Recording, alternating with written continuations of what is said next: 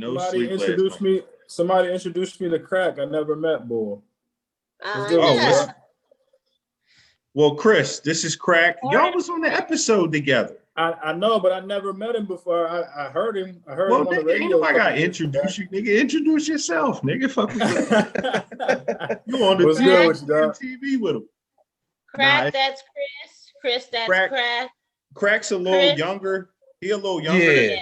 So like, now you will talk. My fault.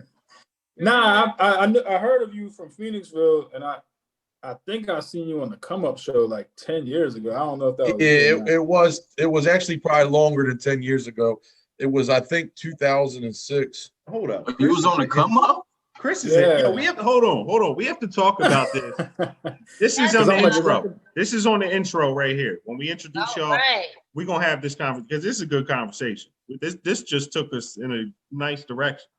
I never met him in Phoenixville, but I've seen him, I've heard him, and I want to say I heard you on a track with Gilly, I think. Yeah. You're talking about 15 years ago. That's when I did the Come Up the same time I did the song with Gilly. Yeah, that's so that was before you went up? Yeah, way before. Yeah. That was way before that. Oh shit. Yeah, that's the first time I ever heard it. I never met you, but I heard of you and I heard that track. And I think I heard you on Friday night. That's when we did the show at the Ridge. Isn't that what it was called? Yeah. Yeah, the Ridge. And that's when I think Maya might have told me about you when I first heard you. Oh, okay, yeah, I can see that. That probably is. And I was like, damn, he's on the Come Up show. That's what's up. And that's all I ever knew. Did you see the John with him and OT the Real? Yeah, I did see that. That John dope. Crack got a lot of new shit coming out. Well, we got a lot of shit. Somebody just tried to take a shot at me on my YouTube earlier too. For real, like how? What they say? Because I was talking to Slice about, the best as far as if you're gonna pay for promotion to where you're not just paying for views or whatever to look, but we're actually paying for good promotion. He said YouTube probably has the best as far as getting the audience and all that. So I did like a little 2-day thing for like $30 or whatever. And I didn't even actually push it through. It went through the ads and all that. But I mean, I only got like 3K views on the video. And half of them, if not more, probably came from OT when it put it on his story. Absolutely. But some bull just commented out of the blue, like a paid ad and you only got 3K views. That explains everything. So I was just like, I just wrote him back. Was like, I mean, I did pay for the ad for 2 days. You're allowed. Listen, paying a record label's going to pay for the ads. That's the difference between paying for ads and paying for plays. And I got a song exactly. I got a song with Sag that had got fucking 13,000 views, but it only got 100 real views. Yeah, you know what I'm saying? Like, so it's like, come on. I was grinding him up for that because I was like, bro, don't ever do that shit again. Done with my name on it. Like that shit's corny. It just I don't like that. Yeah, paying for streams. How does it work? You can pay for plays. You can pay for plays on YouTube. Well, you can pay. Like there's people that I don't know if they run bots or whatever it may be, where you can pay for streams just to look good or whatever it may be. But YouTube actually goes through Google Ads and actually creates an ad of your video and just puts it out. Like you don't get automatic views. People have to actually see the ad and they gotta click on it. Yeah, so you're not paying necessarily for people to view it just so your views go up. You're just paying for an ad and hope people see it that like that. Right. You're marketing your fucking product you're trying to sell. There's nothing wrong with that. Yeah. It's like putting something in the newspaper or something. Like exactly. Yeah. If you have a job, a small job somebody can do, you throw it on Craigslist here, and someone's going to call you. Someone's going to hit you up for that. So what was Sag doing? Nah, Sag paid for views. So Sag put it up, and like not even 2 days in, he was like, "Yo, we got 12,000 views." So I look at the shit, I'm like, "Yo, what the fuck?" I'm hype as shit because I'm like, yo, he thought it was popping. We about to blow, nigga. And this shit was bullshit. And I'm like, hold on. So I look at all the rest of his videos. I'm like, damn, he must be bubbling right now because I'm about to start polying with Sag if he's doing his thing. His dad's calling me like, we're gonna make this big, and I'm like, sold. Like it was 01 and we was in his basement again trying to make Ground Zero. But the shit was so crazy. I look at the rest of his views on his other songs and there's nothing. I'm like, oh man. I said, this is fake. It took me like 10 minutes to realize how fake it was. How suspect. Yeah, I would say like if any of your songs blow up, I wouldn't think it would be one of the ones with Sag. I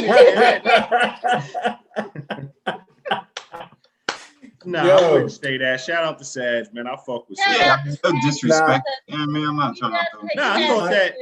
I thought the song was decent, but it wasn't. It just was like, come on, bro. I couldn't even push it after that. Like I couldn't even try to push it to get it 500-600 views because I'm like, nigga, I'm not fucking.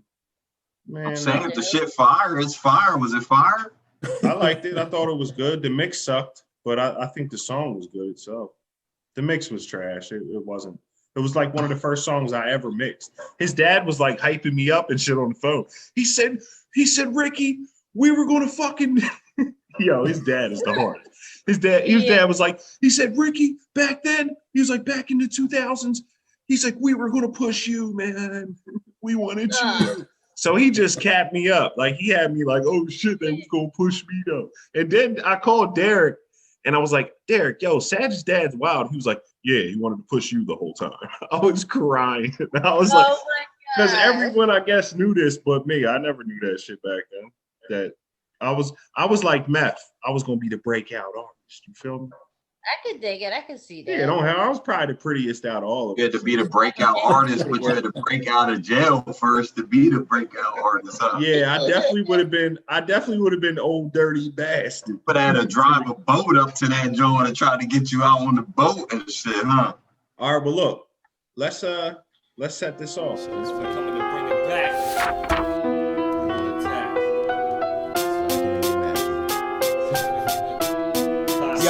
Yo, it's all war. 4 force to your sport, it's all raw. What happened to the real hip hop? It's all gone, it's all fraud. What's going on? What happened to the real hip hop? It's all war. 4 force to your sport, it's all raw. What happened to the real hip hop? It's all gone, it's all fraud.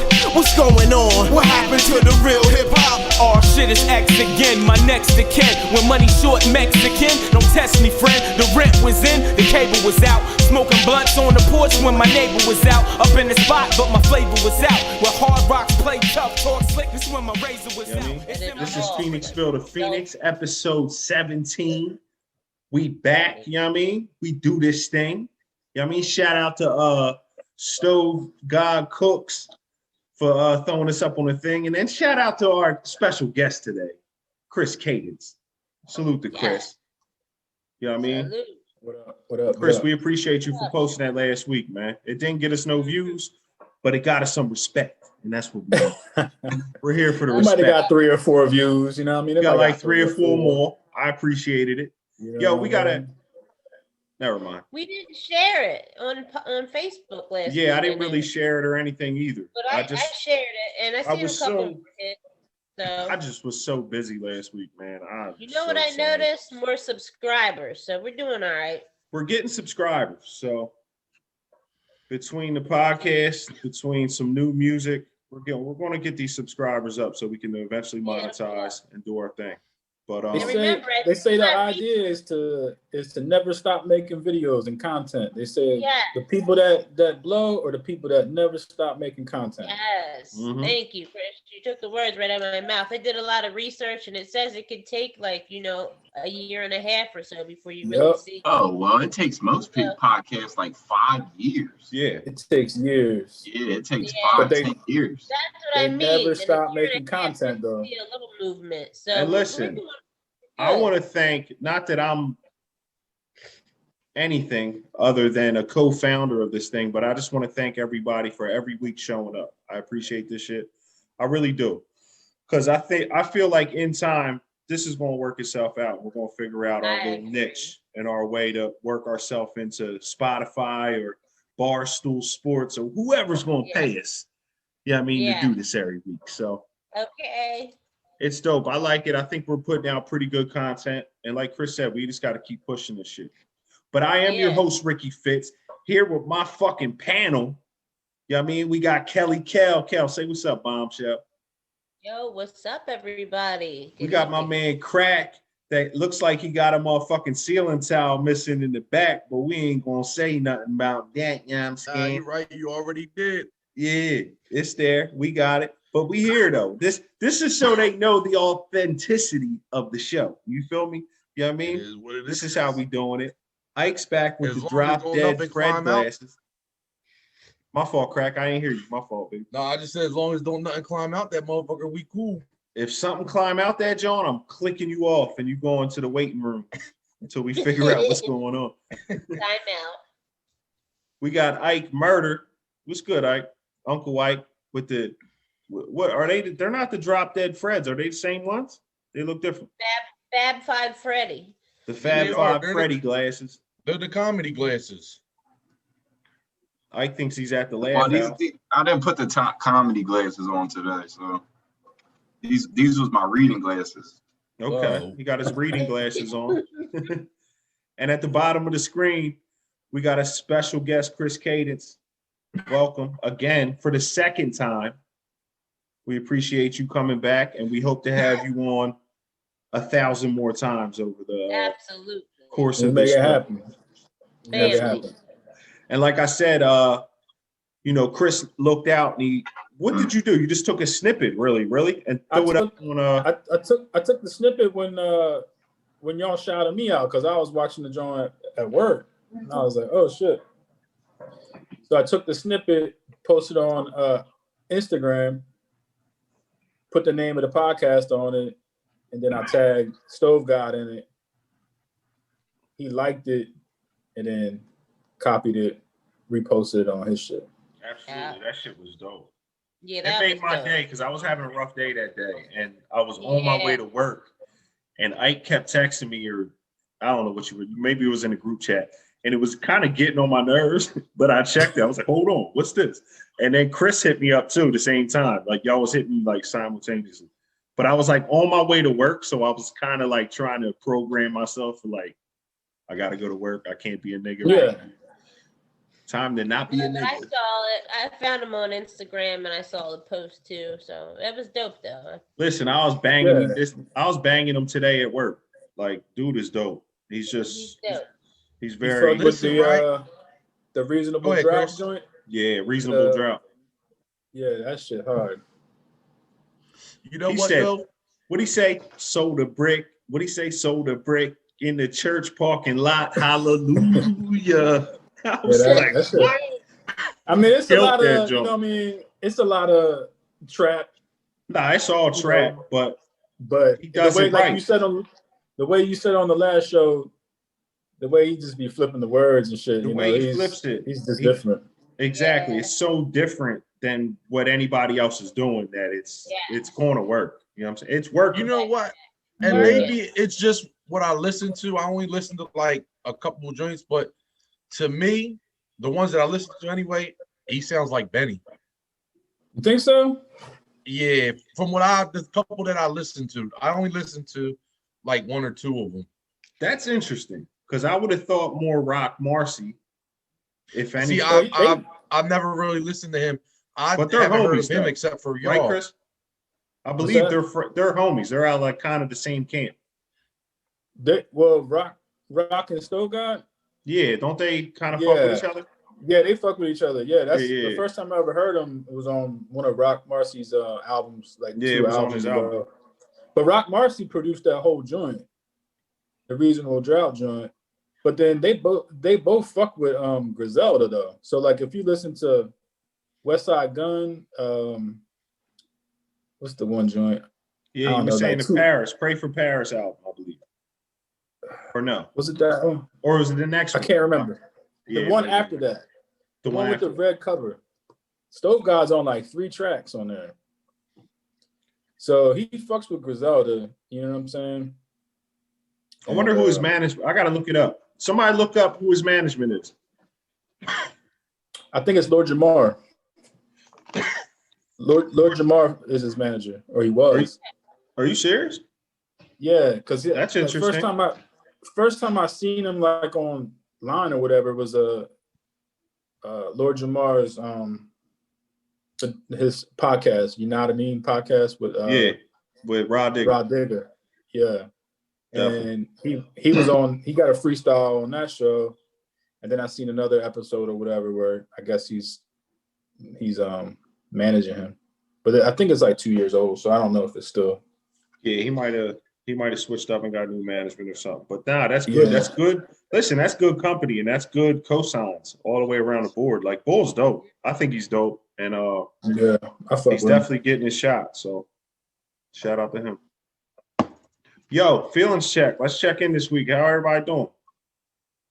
We got some good topics to get into, but I want to start with just the feelings check, man. This is therapeutic for not only us, but for everyone that watches it. So somebody can relate to a feeling or two that we're going through. Kelly, how you feeling?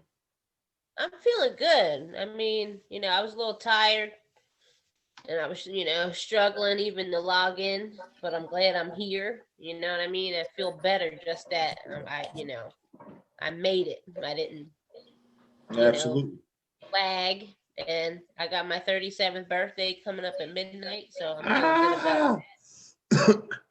Can we sing happy birthday to Kelly? Do you really have to? Yes, we do, because you said it, so we have to do it. All right. Listen, hold on. Can I just sing it to her, Craig? Yeah, absolutely, because I was just going to tell you, I don't sing happy birthday for nobody. And I respect that. I respect it. Really I respect it, and I don't either. But it's my little sister, and I gotta hook her up. So can I just do it? Can I do a solo? You solo, dog. You solo. All right, hold absolutely. on. Oh shit! Happy birthday to you. Happy birthday to you. You gotta get Jaheim on him. Did. Happy birthday, dear Kelly, aka Bombshell Kel, aka Selfie Queen. Hey. Happy birthday. You gotta get Ralph Tresvant on. I think you're in the wrong kind of music, dog. I know. There it is. Thank you, Core. I appreciate it. And I'm gonna clap. Namaste. And I think you might, get an R&B deal after that, John. You sang that man, like Crack, how Maryland sang the JFK and shit. Crack be grinding me up for my hooks, but I be trying to tell them, like, with the right mic and the right auto tune, we might be able to make this thing happen, man. My name is LB Sure. I'm gonna put audio off of this and auto tune your happy birthday song. There it is. We about to blow, son. Chris, special guest Chris, how you doing, brother? I'm all right. Shit, man. Started a new semester in school and shit, so I'm a little frustrated. Learning how to write and shit. You know what I mean? I thought I knew how to write, but I don't know how to fucking write. To write, you're talking about like write correctly. Yeah, exactly. Yeah, whole another ball game, right? Yeah. It's a whole different ball game. So yeah, absolutely. A little frustrating just trying to stay on track. But may I ask, other than that, what writing classes are you taking? Like what are you taking? It's composition 1. It's the first writing class that you take. Is that for something you're working on? Like, do you want to be a writer? Nah, I mean, it's just I'm getting a general studies degree, associates, and so it's like a mandatory. Yeah, they want you to pay for classes you don't need. Basically, I mean, but you gotta learn how to write, Yeah, I mean, if you're into a writing job. Like I was going to school for journalism, so I took a lot of writing classes. Chris, I think you would be good with like a kind of like a journalism type thing. For me, I don't know how good you write it. That matters, but I'm learning. I mean, like shit I'm doing right now, I'm just reading something someone else wrote and then breaking it down and giving my outlook on it. So it's only 3 weeks in. So, it's a little frustrating because I'm just, that first semester was rough, like, and I ended up getting straight A's, but I just grinded it out. But then now it's all different shit. So I'm like, damn, I felt accomplished, but then now it's like starting all over again, and the shit don't end. You know what I mean? Yeah, But- it's like after you pass the one level in Super Mario, you got level 2. You know what I'm saying? Exactly. You just leveled up. Yeah. When you level up, shit gets harder. Yeah. So it's just a little frustrating at times, but overall, mentally, I'm cool. I'm just trying to balance everything out. That's all. And you're doing it, so props. I'm doing it. Absolutely. I'm doing it. Yeah. Oh man. Making What's it up? move. What's up, Crack? Man, my week has been great. All right. Okay. Tell us A about great it, week. Catherine. I needed to hear that. I really did. Okay. There was some enthusiasm in there. Tell us about it. Well, I'm gonna just tell you this. Me and Ricky Fitz are working on completing a EP. Okay. I love So that. it's only gonna be 4 songs. So All right. we're doing 12 altogether, and we're gonna take 4 from the 12. Mm-hmm. So basically, I gotta do 6 with beats I pick with a verse and a hook. Send it to him. He puts his verse on it. He gotta do 6 with a verse and a hook. Send it to me. All that. And I'm just saying, I've sent 4 to him. He's sent 1 to me. So I mean, just Well, kind I of sent the one and it didn't. I gotta resend it. And I will resend that tonight. That is my word. But listen, the 4 you sent me. What I'm telling you is I wrote like 5 songs in the past 2 days. Because you on your shit. You definitely on your shit. And if I ain't have to edit this goofy ass podcast, I'm just joking. I'm joking. I love this podcast. No, you're not, but it's cool. Nah, You that's- were on that. Listen, this joint's gonna be crazy though. We definitely working on some shit. It's gonna be fire. Yeah, it That's Crack's is. on this shit right And- now. And I feel like where is I don't want to take too long, let Ike check in and then get into the things, but because all my production, I believe, is gonna be all slice. I ain't complaining. Nigga, at all. No, I know that. I'm just saying. I was just curious if you were gonna use all of whatchamacallit, Baines. Well, nah, we're gonna use the slice beat that I got, and then a couple Bane beats, and we'll go from there. I got a few others lingering that I gotta look at and just see if they'll work, or you know what I mean? Yeah. Because we want it to sound cohesive in a sense. We don't want. Yeah, absolutely. Yeah. Yeah, we're gonna. I'm gonna use a few, like 1 or 2 Bane beats, and then the rest we'll figure out. The And rest. now, is it possible? Because I heard you Crack talk about how y'all each gonna have a verse. Is it possible to like what for like one or 2 tracks where y'all both got like 2 verses? Or is that I mean, we could. I mean, we just have to add verse to it. It's yeah, because I just, feel like with an EP, I feel like 4 tracks. I feel like, you know what I mean? Like maybe that's only basically 4 verses. Like I feel like y'all need to put 8 apiece on that jump.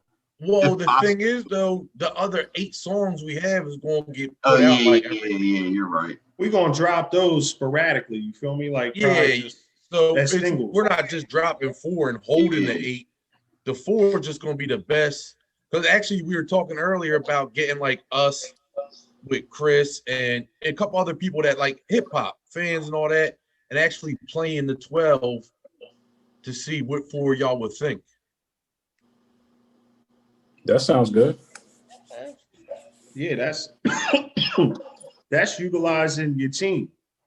That's just what every record label and everything has. They have their own team, their own people that just sit in a room and listen to it and say yeah or no. Yeah. You know what I'm saying? That's all it is. That's business. It's a good business decision there, Crack. I like it. You're going to make a good business partner, buddy. I can see it already. Thanks, pal. Can you see the guns? I'm shooting at you right now. Right now. Ike, how you feeling, man? You got the glasses on. I see Kobe in the background. Chris as well. I don't want to leave him out. Y'all definitely repping for Kobe this week. What's up, Ike? I like that champion hoodie too, Ike. That sounds dope. Yeah, rest in peace, Kobe. Yeah, I guess today's the 1 year anniversary. Yeah, 1 year anniversary of Kobe Bryant. Yo, let's take what was his number? 24 2 and 8. Well, Yeah, give us 8. 24 and Let's take a quick 8 seconds. Moment of silence for Kobe. Absolutely.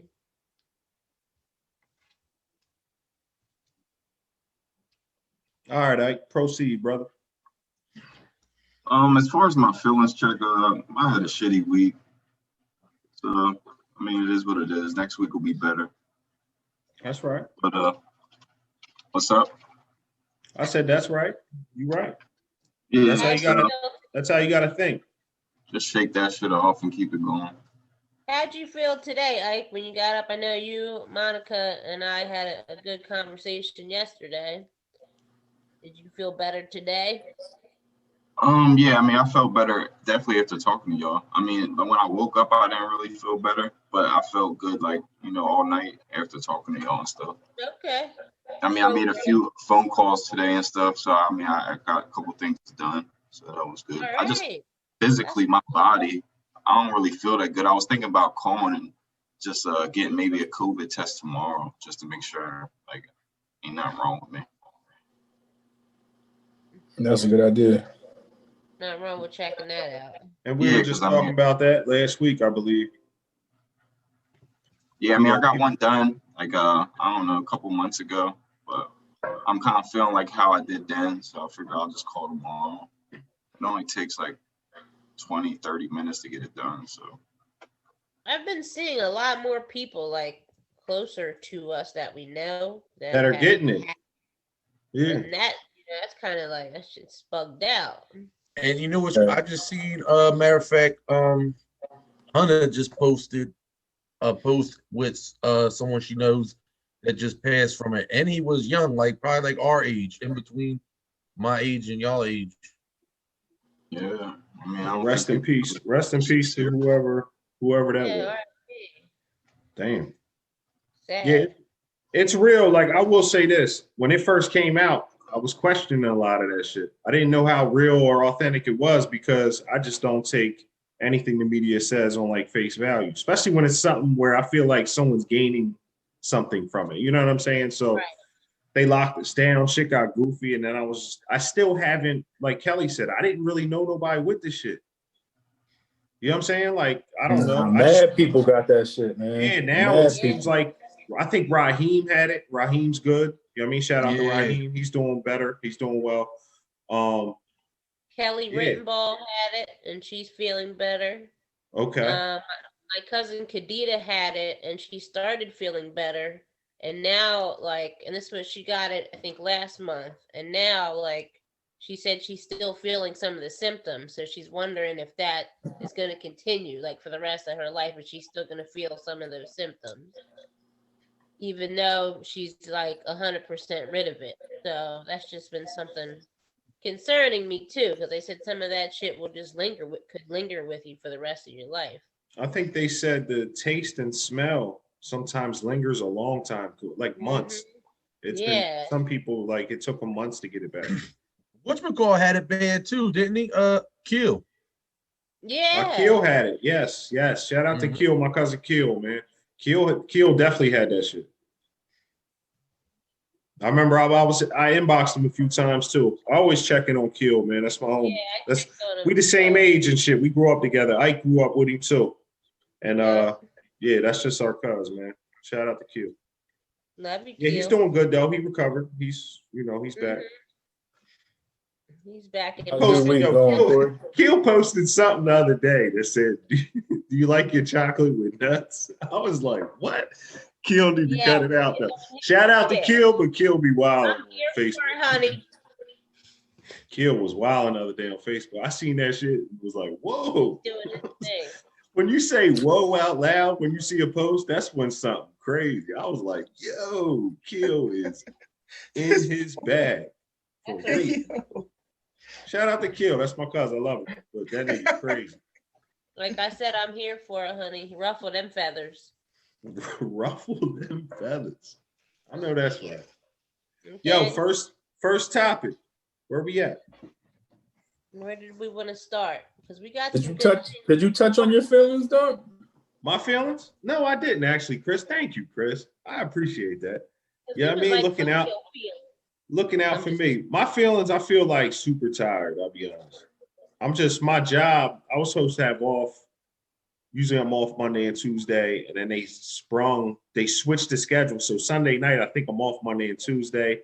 I scheduled a video and everything I'm trying to get set up so I can knock this one little video out. And they switched the schedule. So I wake up and Bull's like, yo, you gotta be here at 4. I'm like, fuck. Like, nigga, Yeah. on the wake up, fuck my whole day up. So my last 2 days I've been kind of in my bag. But Yeah. I don't know. Crack sent me some beats, so I've been writing. And that's always therapeutic for me. So it helps. Like, all that shit helps. Like, yo, it's crazy how many coping skills I've learned over the years of just fucking up. So you end up in rehabs and jail and all this dumb shit. So you find coping skills that actually help you through certain times. Like, as you get older and a little more responsible, you can actually apply these things and it helps. It's beautiful. But and to have good friends like you guys, good family. My girl, she's awesome.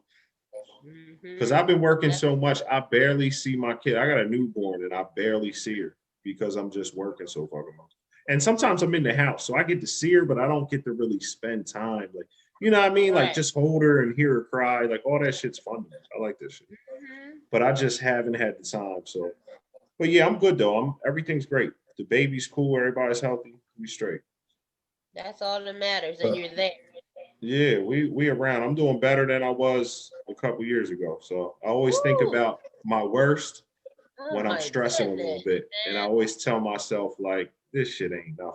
Like, a nigga, I did this shit in my sleep. You know what I'm saying? Like, this is nothing. Think about them times upstate, Crack. Crack said it in the joint. Hold up. I might have it here. Hold on, Craig. You better hope I don't, nigga. Because I've been writing to that joint. Oh yeah, he said through them, what'd he say? Penitentiary pain, rapping through the metal doors. Yeah, nigga. Niggas don't know about that, Crack. That shit's hard. Niggas don't know about being on the gate at 1 a.m. on a Friday night with the come up show on the gate. Niggas don't know about that shit. That shit is real rap. The problem is too many niggas know about that shit. You know what I mean? Listen, that shit was, man, listen, there's some of the, like, those are the times that take you out of jail, man. You in the penitentiary. Yeah, you don't feel like in jail. About it.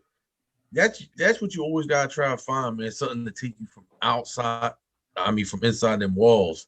You had niggas that could rhyme, could sing, could do everything on the gate, bro. Like, this shit was crazy. It was the illest talent show you ever seen in your life. Sometimes it was whack, and nigga get on there and get clowned. Nigga get on there and spit some crazy. Is that where you got your name upstate? Bubbles was from the talent show? Bubbles? Nah, my name wasn't Bubbles, man. It was, okay. It was Corey. Or they call me C, or they call me the biggest nigga in the jail. You know what I'm saying? Crack, tell him, biggest nigga in the jail. Yeah, that big nigga on A block. So Rasul's cellar. That's what it was, but we ain't gonna talk about that. We're gonna talk about you was captain of the wrestling team upstate. No. Since you was the biggest nigga, you had to be the captain of the wrestling team.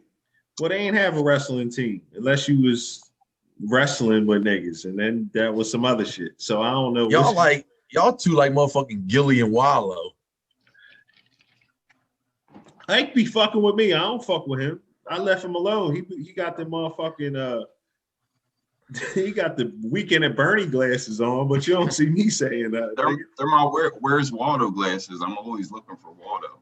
Where's Waldo? Where's the topic, nigga? What's up with hip hop? What was it? Is rap? Rap. Do you think there's a difference? And if you do, let's talk about why, or are they one and the same? It's interesting, and I think this is how you define this or answer this question says a lot about, you know, your kind of mindset on hip hop. Because some people are very in a box. Right. They can't think outside of a box. But I think rap and hip hop are pretty much the same thing. Rap is just an element of it, I think. Me and Crack said it earlier too. You know what I mean? When we were going over topics. Same shit. I But just is think it's an everybody an element. MC though? MCing is different. It's different. It's different. A lot of Because MCs. I can't look at somebody like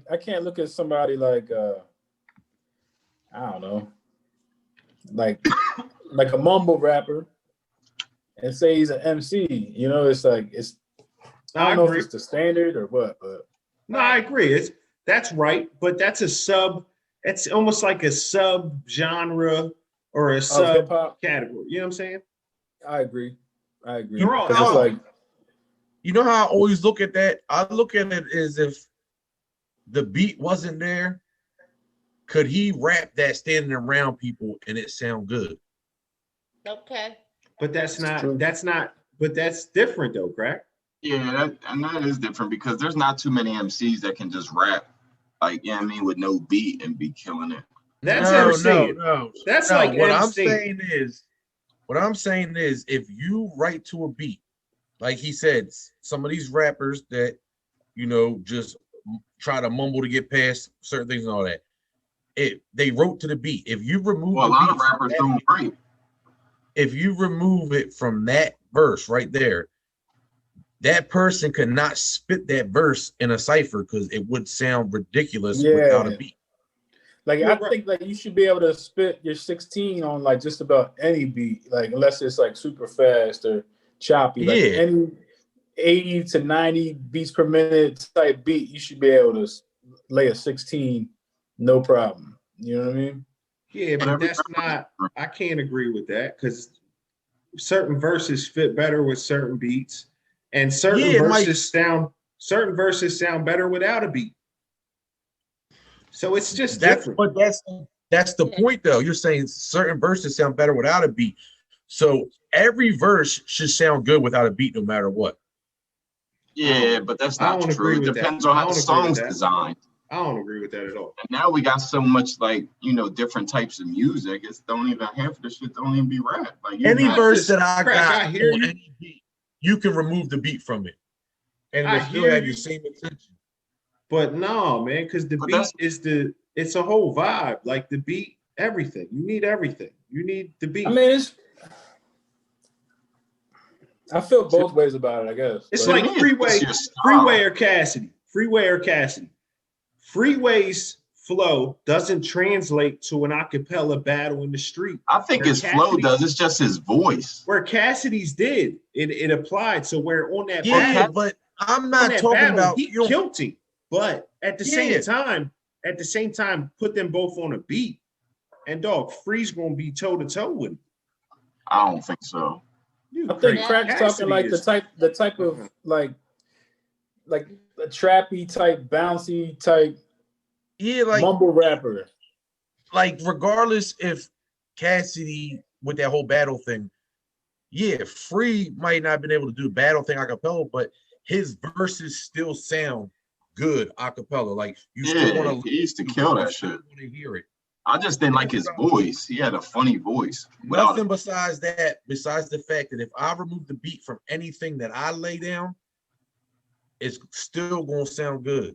But honestly, I just think that's more of a north thing. That's more like a Philly, New York, because we're more like rappers. You know what I mean? But look at it like this. You got an artist like Busta Rhymes. He's a legendary artist. He'll go in the Rap Hall of Fame somewhere if they ever make one, right? Yeah.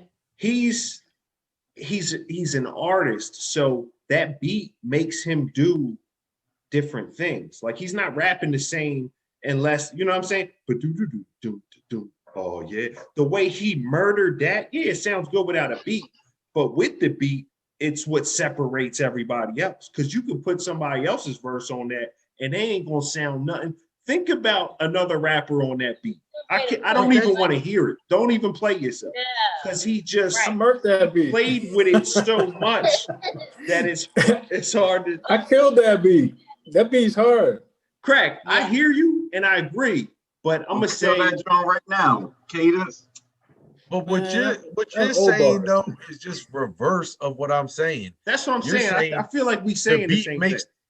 yeah, you're saying the beat makes the song. I'm not talking about that. We're just talking about as far as is anybody that raps, whether it's trap music, what down south, drill music, any of that, regardless of that, is everyone that raps an MC.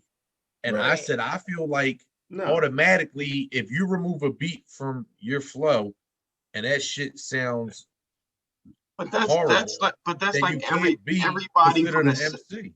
but that's like everybody from the South, like most of the West Coast. You know what I mean? Like none of them guys sound right without any type Yeah, of beat. Ike makes a That's good what I point mean. that like It's a northern thing. It's because it we're is. MCs. It We're is. in Philly, New York, Jersey. Philly- Like our culture is MCing. Right.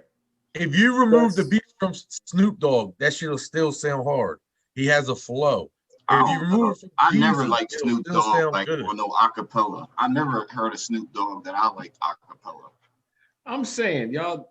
It don't matter. I'm just y'all. I think You can right now in your head, like really just like I to mean, get there are into- exceptions, You like can 2 think it acapella Chainz. and you're gonna Like start. I know popping 2 your head. Chainz is from the South. I heard him kill an acapella, but I just really think it's more like, you know what I mean? Like it's really all about lyrics. Like dudes that have lyrics, and it's it's about about the that culture. flow, that northern flow. and it's about it's about the culture. Up north is where it started, so we stay Right. to the core of it. So when it was like Yeah. MCing, you got the Big Daddy Kanes, the Rakims, and all them, and everyone that Yeah. came after them. You got the Locks, you got Wu-Tang, you got all these motherfuckers that came in that second or third wave, DMX, all these people. So, and they're aggressive MCs. They attack the mic. This is what we know. But if you come out here to AZ, it's a little different. They do shit. Yeah. They're more about Same song in making out Florida here. too. You know what I mean? Out Like, it's here, they're definitely about different. song making. Can you make a song? Because they're not real great rappers traditionally. Okay. You know what I'm saying? So they have to create songs and they become, I'm not gonna say better artists, but they focus more on the artistry of the There's hooks, the different music bridges, for the different- beats. that's all You know, it what is. beats can I get on? Not every MC is the same. Not every MC can attack a beat the same way Cannabis. I, You know what I'm I saying? mean, think nothing's the- the same. That's what makes music. Every music is different. You know what I mean? I mean, Yeah, it obviously, is. some of it sounds the same, but I mean, But that's what makes naturally, though, music. But traditionally, though, like you said, like in PA, New York, in Northeast, traditionally, that's where the sound that's where the hip hop sound comes from. So traditionally, you want to stay in that lane, and people come out of it, and then it Okay. changes it. But I You don't know what I even mean? believe that because the first New York rappers I heard rap, they didn't rap. They rapped it like funny and goofy back then. But that's Like what it it wasn't was. nothing that was attractive. You know what I mean? But that's Like it wasn't like the hip hop we listen to now. well, I that think changed. if you take the golden era of hip hop, though, you take the '90s, the early Well, '90s. Well, I'm talking about when it started. Yeah, I was talking about Oh, like well. I was talking You- about like Grandmaster Flash. and Ike's shit. Yeah, talking well, about it Curtis evolved. Blow. Ike's talking about Yeah, Curtis yeah. Blow. I mean, that's what MGs, that's all kind of like the break. originators, Break though, it weren't up, break they? it up, break down. I mean, isn't that kind of like the Nigga, originators of rap? Am If I wrong, ever Mike? hear crack, if I ever Nah, hear you- you on a beat talking about break it up, break down, I'm gonna lose it, nigga. Listen, I got a question, right? I want to hear what y'all say because there was some older dudes at work the other night talking about this, and it has to do with this exactly. Just because y'all, I know y'all know this hip hop, but who would y'all say had the biggest influence on the culture? Like an artist? all Yeah. time. All What time. culture? Ever? What? But crack, what culture? The East Coast The hip culture? hop culture. I'd say And I think Corey made a good question because honestly, I think it's all about location. Honestly, it's about location. Because listen, from I think it's all Phoenixville to about Phoenix, location. from Phoenixville to Phoenix, there's going to be 10 to 12. Chris could tell you, he's in Florida. There's so many different pockets that it's going to change. Like if you're talking about But we're us, just like talking about Philly we're talking based, about just no, we're talking about just any era of hip hop. I mean, I can answer it. I'll answer What it first artist because or group was the biggest influence on I the would culture? say I would say for me, like, I mean, and this is just because, I mean, you just brought the topic up, so I'm just kind of like coming off the head with it. But I would say, like, for like the old heads, like most people, like the old heads like me, I would say it was Jay-Z. And then I would say for the new culture, honestly, I would say it's probably like fucking either Drake or like 6ix9ine. It's gotta be Drake. No way. Definitely not 6ix9ine. No. I don't know. I think with trolling online, I Lil think Wayne. 6ix9ine changed the game, dog. Oh yeah, Lil I Wayne. think he Yeah, changed but- it. Lil Wayne. I'm just talking about as far as social Kanye. I'm media. talking about who had an influence on the culture, Little not who Wayne. had like Oh, okay. no Influence on wave culture. or nothing like that. Yeah, Okay. who influenced the culture of hip hop? I I can think see it Jay-Z. was Hov. It was I'm gonna probably say Hov. Jay-Z. And the reason I say Jay-Z is because he's the one that got everybody pretty much rocking that New York fitted. You know what I mean? Like wherever you went, when I, like, you know what I mean? Still See, everybody and rocking New York That's fitted. I feel like what we were talking about the other night isn't what you guys are thinking when because I see like I feel like y'all keep mentioning like trends and stuff. Well, And what I element? mean- Crack. What element are you talking about? You talking about rapping? Talk about the music. Listen, music. Exactly. Listen, I'm gonna tell you who they said the other night, and then Okay. you might have an idea of what how it is. But Right. Run DMC. Yeah. Oh, LL You Coming work with in- some. You work with some old dusty ass niggas. Yeah, Run hold on. DMC, dog. I don't even I think think- of Run DMC when I think of Nah. hip-hop. with They had a huge impact though in the 80s. though. They did. They did. Yeah. They were. They were. Exactly. Was born in the 80s and Run DMC had Nigga. no impact Nigga, other than like rocking Adidas's. listen. And they was Run back in DMC. shape after a couple years. Run DMC. They didn't have a bigger impact than Wu-Tang Clan. No. Nah. You tripping Wu-Tang, at that's all? a good point. Wu-Tang had one of the but you biggest. keep talking about. Listen though, you're talking about like Nah, impact. crack. I'm not talking. We're I'm talking about like how they, for the fact of the influence of the culture, how they were the first ones to cross over with rock. I'm talking about like that part of the music, Yeah. like the actual. I'm not talking Run because DMC. they had everyone Sure. running around wearing wallabies and all that or nothing like that. I'm talking about Right.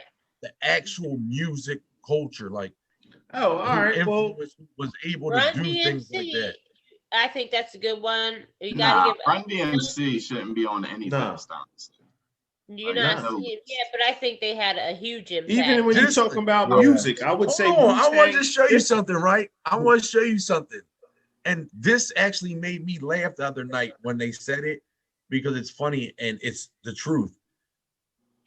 Now I can't tell you where it was or whatever, but at a show back then or whatever, all the like who would be considered legends of hip hop now were all on stage, and that's when Reb came out and said, whose house, and that's when everybody said this is like they acknowledged that at that time they were the ones that had everything. They were the leaders of the culture. You would have to bring up some other names on your list because to me, Run DMC definitely ain't. Yeah, Run DMC What was some wasn't. other I, names? I know I that What was was. think some other- I think in the 80s they were though. But we're talking about throughout all of hip hop though. Like All time, like that's from- I mean, I don't see Run DMC on no all-time list of I changing can't say all time biggest other than impact. I'm maybe gonna go. Christmas rap songs. we're Maybe. Nigga, talking hold about Hold on. This shit goes back to music. Nigga, if you gonna talk about Run DMC, Jay-Z, same, whatever you want to go through. Jay-Z did this shit for 20 years and he's old, like 20, steady, 30. I don't know how long. When Reasonable Doubt come out? But 96? you got to look at 96.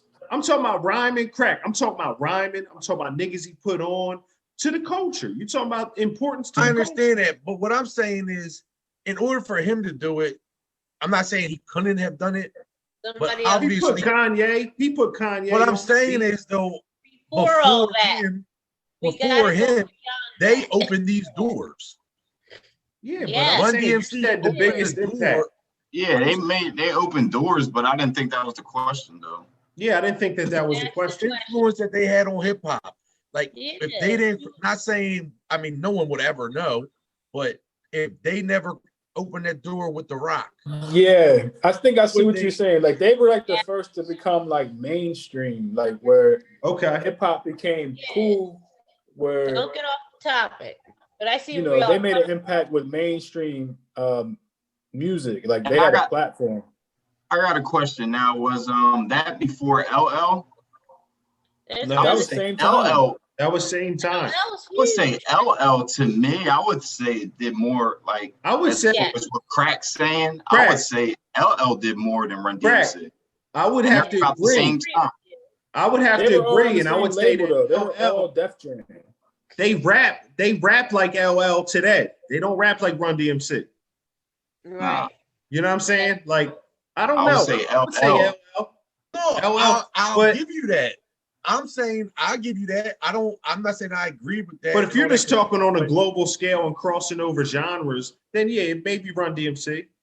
and opening them doors, like I said, Yes. you know, Jay-Z might have did it himself, but we would never know that. We just know as far as who opened the doors, what I'm saying, because this another one that All someone right, Crack, hold on. you know, our age mentioned, and I don't know why, but they agreed with it to an extent, but Naughty by Nature. Yeah. Fuck no, dog. Naughty by nature?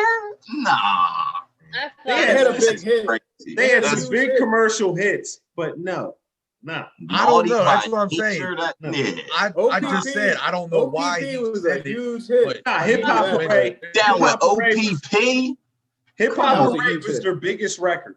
All right. Hip Hop Parade was their biggest joint, but I thought it was if you Great, it down was with a good song. OPP. I Yeah, love it's it. what I Fred. thought. Yeah, I Yeah, love well, Naughty by OPP. Nature.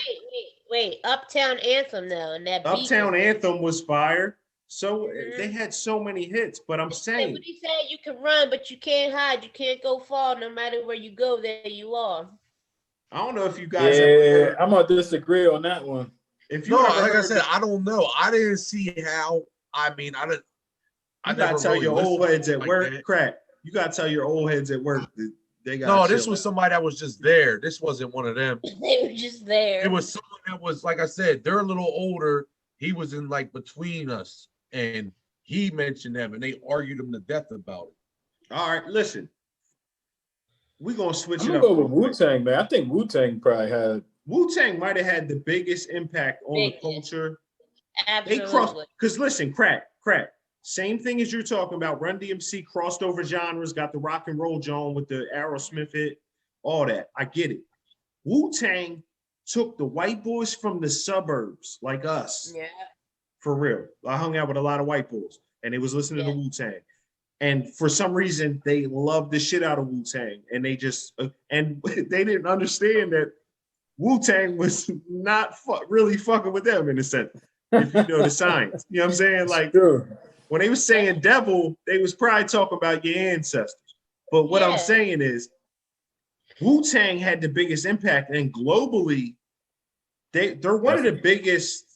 It's one of the biggest kind of Can I events. say something real quick? Yeah, I would say, hold on, real quick. Yeah, real quick. go ahead. It's one of the biggest like events ever in hip hop. They had so many different artists. They were hitting you from so many different angles. They had subgroups like Killer Army, Sons of Man, fucking. They Ray had Dickens. so much they were hitting with in a short span. Maybe from '93 till they came out, so '98. That span, they put out so much music. I don't know. They had a crazy impact, and that Wu-Tang logo is the most recognized logo in hip And hop. that's what I was Yeah. gonna say. That's what I was gonna say, Corey. You took the words right. That's what I wanted to say because You could go to logo Japan. wise? You could go to China, Japan, flash that, and they're going to know what Wu-Tang. It's almost comparable to the Jordan logo. Like that's how crazy you can't walk into one mall in America right now and not see at least one Wu-Tang shirt. Right. The impact It's they crazy. had was incredible. I mean, And I don't you know could if that compare answers that the to shell question. Craig. tops, though.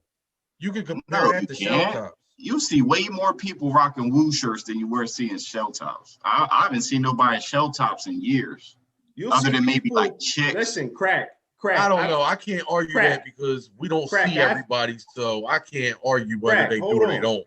Crack. I'm just saying In my my lifetime, rock shell in my tops. lifetime, right? In my lifetime, this is facts coming from me. I've met over 100 people with Wu-Tang tattoos on. Over 100. Oh Talking no, about I'm not saying in jail and all that shit. I met niggas. I just be like, yo, man, white boys just got Wu-Tang tattoos. This shit be crazy. I'll be like, yo. no. I know a bunch of people that just put them like they put them what you call it in their yards, that Wu-Tang president thing. Yeah. And all that. But I'm not agreeing with Run DMC. I don't know enough about them. They're way before me. I didn't agree with Run DMC either. I'm just making the arguments that were made because, like I said, Run DMC is before my time. I know who they are. I've listened to their music just because I'm a fan of hip hop and stuff like that. But I don't know enough about them to. All right, listen, since we on the topic of hip hop, what's your favorite hip hop group of all time? Group? Just group, yeah. Wu-Tang. For me, it's the Lox. Knew that. The Lox? Me. I like it. I love it. I fuck with the Lox. I ain't gonna hold you. I love it. You know what I'm saying? Because, yo, there's a short list of best groups of all time. And if you ain't got Wu-Tang and the Lox on there, you draw. You draw. Yeah, I mean, they were my top two. They were my top two. They gotta be your top two. What other group would you put beside? I don't even know who would be third. Maybe State Prop in the prime. Mobb Deep. Mobb Deep might be third. No, Mobb Deep. Dipset will be over State Prop. Dipset ain't over Mobb Deep. Yeah, they're probably third. I don't know. I mean, They're not over Mobb Deep. Who's third? Who's third? You're missing. Listen, hold on. I'm about to tell you. The Lox has to be by themselves. The third will be Rough Riders. Because that's DMX and everybody else.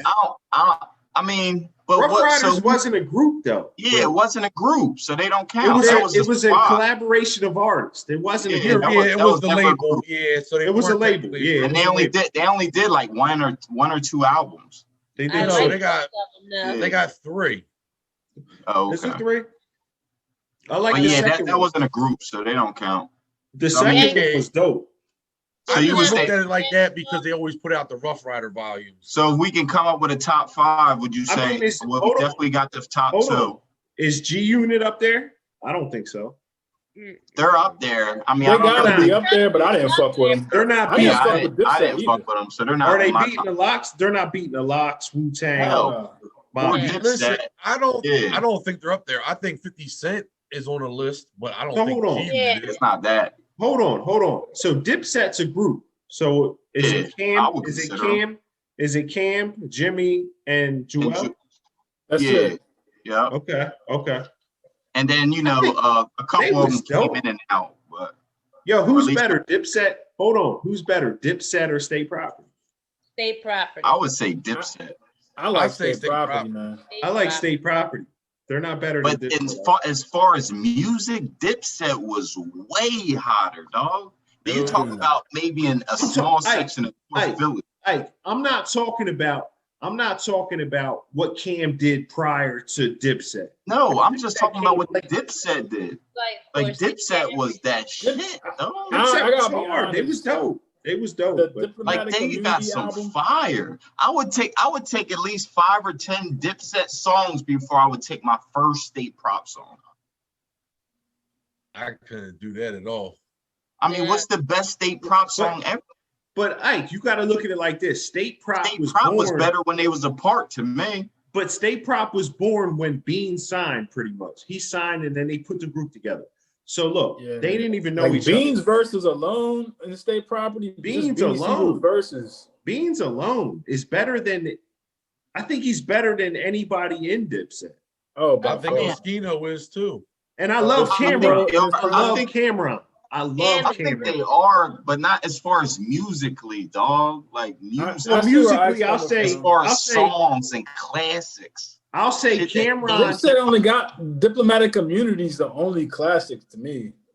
But I feel you. I think they might have made. They got. There's a lot of kids. There's a lot of kids today that never heard of State Property. There's a bunch of them. Like if you ain't from Philly, you probably never heard it. If you from Texas, you never heard of State Property. Ike, I work with a nigga I work with named Miles. He got dreads and shit, cool as shit, young boy. He my young boy, but he like 24. This nigga don't know none of that shit. I had beans I on told banging you. in the back. I had beans banging in the back. He said, "Yo, what the fuck is this?" I said, "This Nobody Beanie know who Siegel." Beans. What Beans? I said, "This was Beanie never Siegel." That big. Nah, he said he was like, I heard a nigga used to fuck with Jay-Z. I was like, yeah, he know the history a little bit, but he hadn't heard the music. Yeah. That's like when we was growing up, you heard of Big Daddy Kane, and we heard a lot of the music, but we didn't hear everything. I heard Slick Rick, but I never really listened to a lot of Slick Rick music. You feel what I'm saying? So it's like, you know, the history. He knows the history, but he ain't never heard nobody. He was like, this nigga nice. I was like, yeah, nigga, that's Beans, bro. Yeah, it's before his time. That's just before your time. Like, you was born when this shit was pumping. You know what I'm saying? Like, but I bet that same bull. I bet that same bull knew who Dipset was, though. I gotta ask him. I'll ask him. I guarantee. I don't bang a lot of Dipset. I'll bang Cameron. I love Cameron. Drug, sex, and entertainment. I'll take Bone Thugs over Dipset. I fuck with Bone Thugs. I seen them in concert. Nah, I'm sorry. I never really fucked with Dipset like that, other than Cameron. Nah, I fucked with them. I like Cameron solo. I would say Flip Mode was hot for a little bit. Nah, they're not better. To me, Terror Squad was hot. I like Terror Squad. Nah, but Terror Squad, when Pun died, it wasn't Terror Squad. Yeah, I'm just talking about they had a very short window. Yeah. I'm just saying, I thought they were hot. So hold on, who's our top 5? We got Wu-Tang. Oh, but not Outkast. We forgot. Yes. I was just gonna say that. I was just gonna say Outkast. Now we talking. I would say Outkast is got to be probably number 1 or 2. And yo, the Roots got to round it off. And the Roots, yeah. That's it. So, yeah. Ain't nobody else getting in. Yeah. So hold on, we got what's the top 5? We got Wu-Tang. Hold on, say it again. Gangstar. I was thinking that, but it was just one MC Guru. though. Yeah, it was just an MC and a DJ. It was an MC. Nah, I wouldn't count that. They're not doper than anything. Nah. So we got. I thought about that, Kel. We got the Locks. We got Wu-Tang. We got Mobb Deep. Nah, Mobb Deep's not up there yet. You tripping? Nah, Mobb Deep is up there. You tripping? They third. But they number 3. They're not ahead of Outkast. They're clearly not ahead of Outkast. The Mobb Deep is not ahead of Outkast as far as music. Yeah, hold on. They're y'all not. Just looking at from where y'all from. Fuck that, they're not. But that's what I like though, so I gotta speak. Yeah, I know, but we're trying to have a more of a broader scope. I gotta agree with my brother. Right. I gotta agree with my brother. I don't think Mobb Deep's in the top 5. They are not better than Outkast. Put it this way, I played Mobb Deep way more than I ever played Outkast. That's because that's what you like. Chris, yeah, I'm just saying as far as what they've done for hip hop as a whole, Outkast is high. Chris, to look optimistically or objectively. I'm learning. I mean, I personally like Mobb Deep better too, but I'm just saying as far as what they did for hip hop, I do as well. Got them by a mile. I do as well, and I would have to agree that I forgot about them. Outkast has Southern Playalistic, which is a classic. Elevators. They got Aliens, which is probably Aquemini is my favorite Outkast album. Yeah. Sorry, Miss Jackson. No, hold on. Then they got another classic, which is Speaker Box and The Love Down Below, which is two. I never heard that double album. That was good. I like that. It's a double album. One of it's Big Boy's album. The other one is fucking what's his name album, and it had all the hits on it. It had Bombs Over Baghdad. It had fucking Hey Y'all. Hey. I never heard that joint on it. It had I'm gonna say this, but you're right. As a whole, they better. They on another level. They are. Outkast was definitely. And what better about NWA? No, NWA. I mean, Dr. Dre. I mean, Ice Cube. That certificate's one of my favorite albums. Now, you gotta think Ice Cube wasn't a great MC, but what he did for hip hop and then going into acting and all that. I mean, he wrote all the music for NWA though. Ice Cube was a great wrote the music for NWA. He wrote most. I know he wrote for Eazy-E. He wrote for Eazy. It was pretty much Ice Cube and MC Ren that wrote everything for NWA. And DOC. They brought DOC in at the end. and he was right. Ice Cube, Death Certificate is one of my favorite albums ever. His Ice second Cube, joint, Yeah, I probably never heard like a whole album. Death Certificate. Wow, that's a My classic. only Ice Cube joint I really bang is Today Was a Good Day. Yeah, I don't listen to too much Ice Cube, but I really like him though. So who are we gonna come up with the top 5? We got the top 5 yet or not? yeah, Wu-Tang, Wu-Tang, The Locks, the Locks. Outkast, Okay. Mobb Deep, and I The still don't Roots. think Mobb Deep. I think the Roots are bigger than Mobb Deep was. And the Roots. But I don't know. I mean, no You specific gotta order, put the but Roots let's just up there, say man. We from 5. Philly. I'm rapping the Roots. Fuck that. Oh Yeah, yeah. I would say the Roots over Mobb Black Deep. Thoughts in my top 5 MCs of all time. Absolutely. Black Thought, he's dope. He's too Yeah. dope. It's just kind of hard to take everybody and say, all right, this is what it is, you know. It really is. It's definitely difficult. But I guess Where we That's would need you to why we all put look here top talking 5. over each other. Where would That's you put as far as lyrical, like as far as MCing, where would you put Loaded Lux? he's dope. He's super dope. I mean, where can you put him? Like, what category you gonna put him in? He don't really make a lot of songs. His songs aren't great. I wouldn't put him as a great artist, but as a lyricist, like what as a poet, like as far as battle rap and like his freestyles on Funk Flex was legendary. I mean, he's up there, but how far up there? I don't know. It's tough. What was the That's why I'm question? curious. What was the question?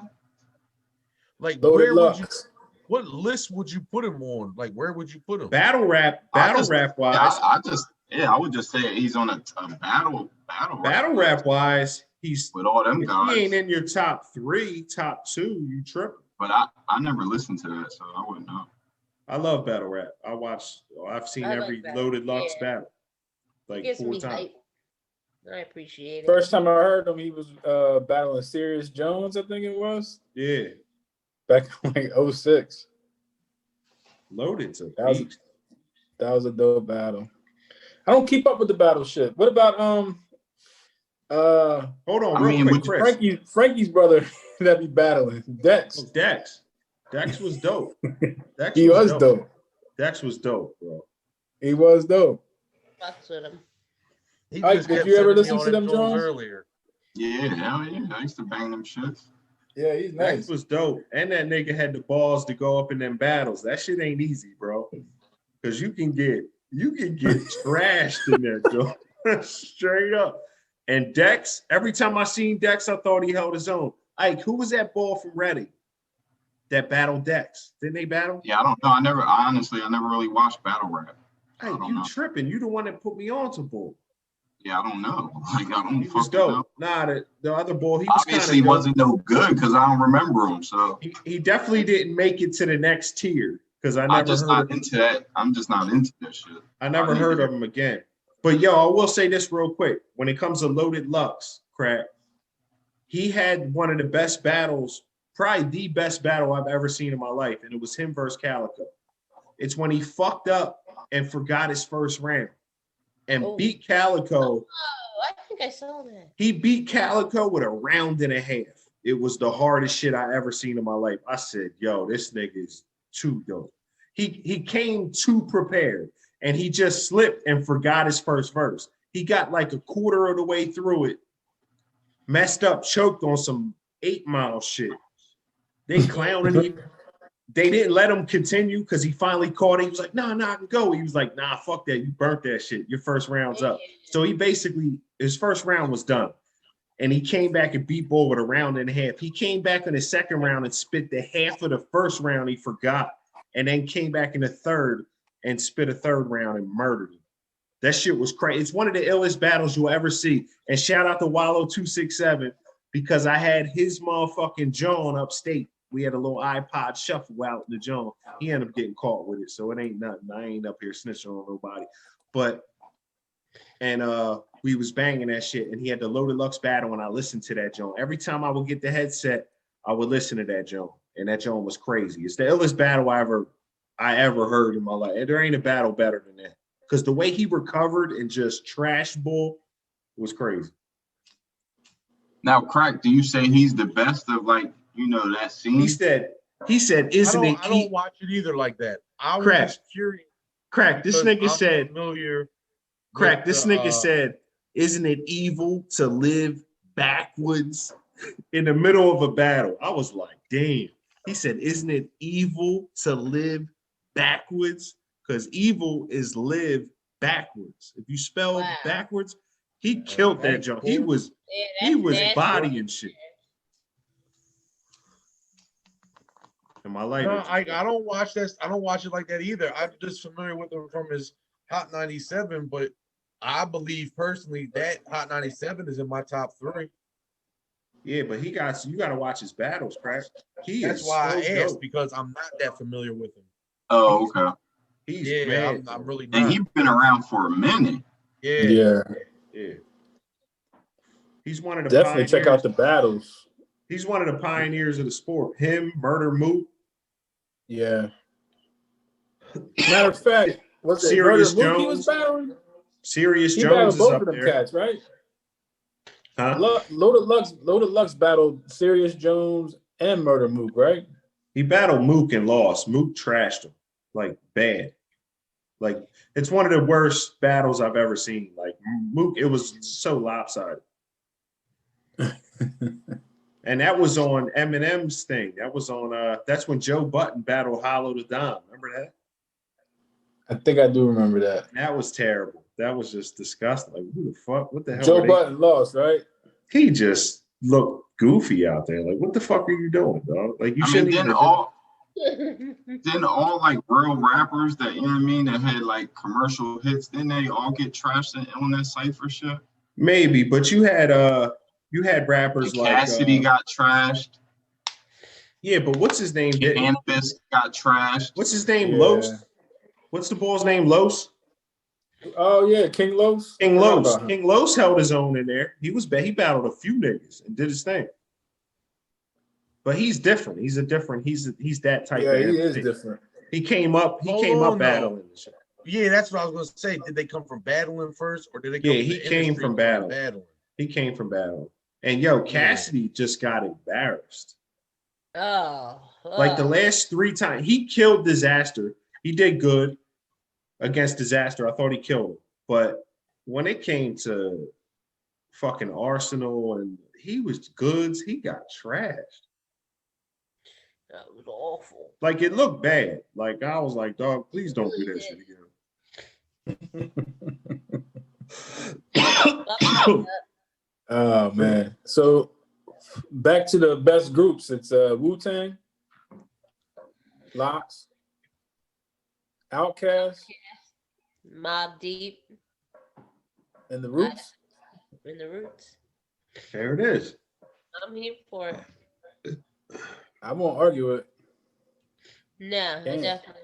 And let's do an honorable mention to Dipset. Because I just, I mean, I think they're all hotter than Dipset, personally. I think. Definitely. It's really Wu-Tang and the Lox. And I would say Outkast. They're the standout. I think they're the standouts. I don't think Outkast is better than the Lox. I think if you look throughout the country, like I think Outkast would be number 1. Yeah, they would be. They'd be over the Lox. In the West and the South, they would both have Outkast number 1. It would only be the East where we would be going with wherever you think. Yeah, because we want bars. You don't think Wu-Tang was bigger than Outkast? I don't think so. I think they're well Wu-Tang. I would say they're about 1 and 1A, and then I would say the Lox is probably 3rd. But the Lox is only there because of bars, though. Yeah, that's what I'm saying. The Lox is only there because of bars. But they got some hot shit. No. They're there. The Lox are there for longevity as well. They're still bodying everything they fucking touch. Like one thing, they had a longer stretch than Wu-Tang. Wu-Tang ain't spitting no hot shit right now. And you can't find a Wu-Tang artist that's killing nothing right now. I salute the Wu. I love them. But they're not. The Lox are still dropping every quarter. So you might say the Lox is number 1 every quarter, bro. They just dropped the album late last year. That shit was fired. That shit It was was good. all right. It was good. It was good. I thought it was dope. Shit. All their individual projects still are though top Yeah. notch. Yeah. Yeah, the individual joints are way They better. have two of the best MCs in the game on the Yeah, damn absolutely. roster. You got SP and you got fucking Jadakiss.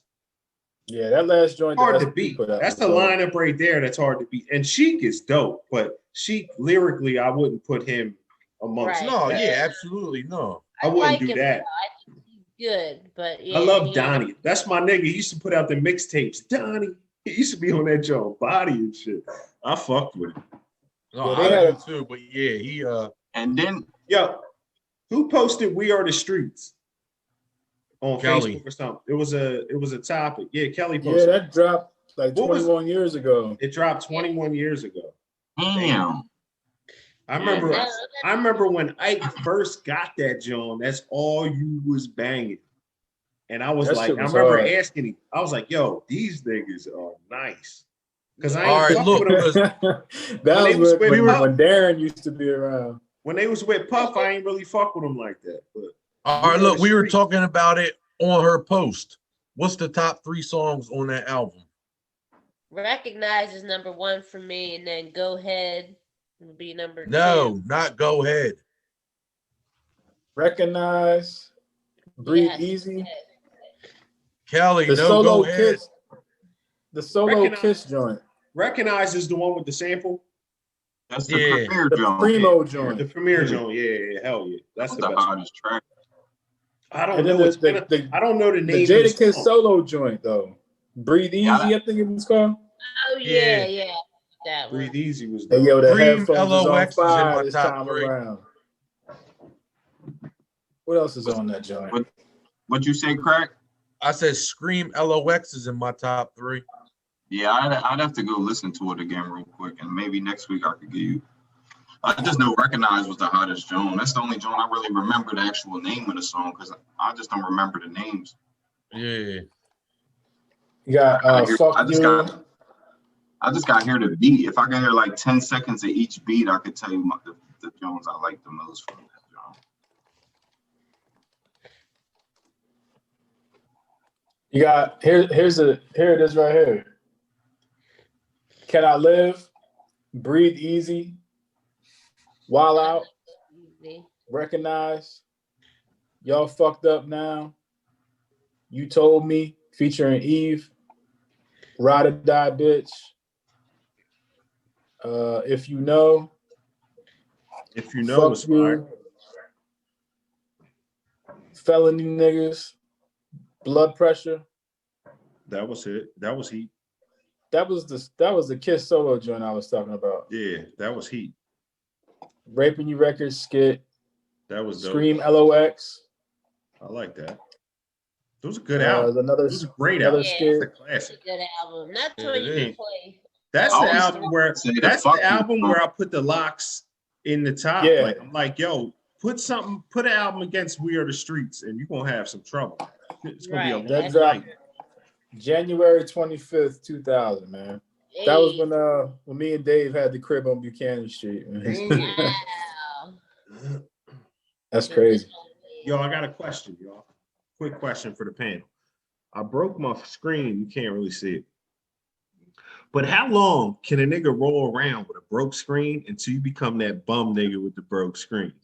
You feel me? Because I know I had some friends that had a broke ass screen for like 6 months, and I Don't you was look at 'em in my differently? head, I was grinding them niggas up like, fuck is you doing? Like, I don't know. To me, if you looking at somebody else's phone, man, like I think you more the weirdo than that. Whoever got that broke well, you phone. could call me a weirdo, right? But that wasn't the question. The question was, how long can I walk around with a broke screen? Kelly, maybe Not you long. can help. Not long. I figured I had a week, maybe 2. Maybe 2. Maybe I 2, mean, right? Because you got to wait for that paycheck to come back around sometimes. It's bi-weekly. Absolutely. So I'm like, I got to get 2 weeks to be able to reconcile this. Now, am I the only one? Like, hold on. I got an iPhone, right? It costs $100 to replace the screen in an iPhone. You can take it to the Apple store. It costs $100, right?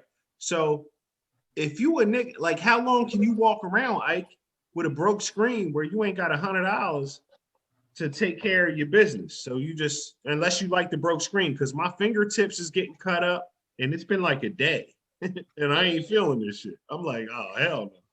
Well, am I the only one that never broke a screen on a phone? Like one phone in my whole life, I never broke a screen on one phone. You the shit. Ever. Can we give Ike an award? Because I feel like you should get an award for that. Because Kelly, I've you never broken a screen on no phone. That's why when people break their screens all the time, I'm like, how do you break your screen on your phone? Well, I'll tell you how I broke. Do it all the time. I'll tell you how I broke mine. I was going to film, and when I shoot with the drone, I got to use this fucking thing, and I have to take my case off so I can fly the drone with my phone, right? Because it hooks up to the joystick thing. So I think I set it down when I was filming Broken Bridges or something, one of the scenes, and I just never got it back. But I've been rocking for like a month now, and I finally dropped it last night when I was in the garage smoking weed. I don't know. I feel like, I don't know. I feel like I'm too old to have a broken screen. I'm like, I gotta fix this ASAP. Like, I can't let nobody see this. Like, I'll be like today at work, I kept the phone in my pocket all up when I was even playing, because I'll be having the music bumping in there when I'll be working, when I'll be prepping. I was prepping today. They had me prepping. But yo, they teaching me a whole bunch of shit. I want to say that too. Back to my feelings check. You know what I mean? I can do what I want here. It's my show on the low.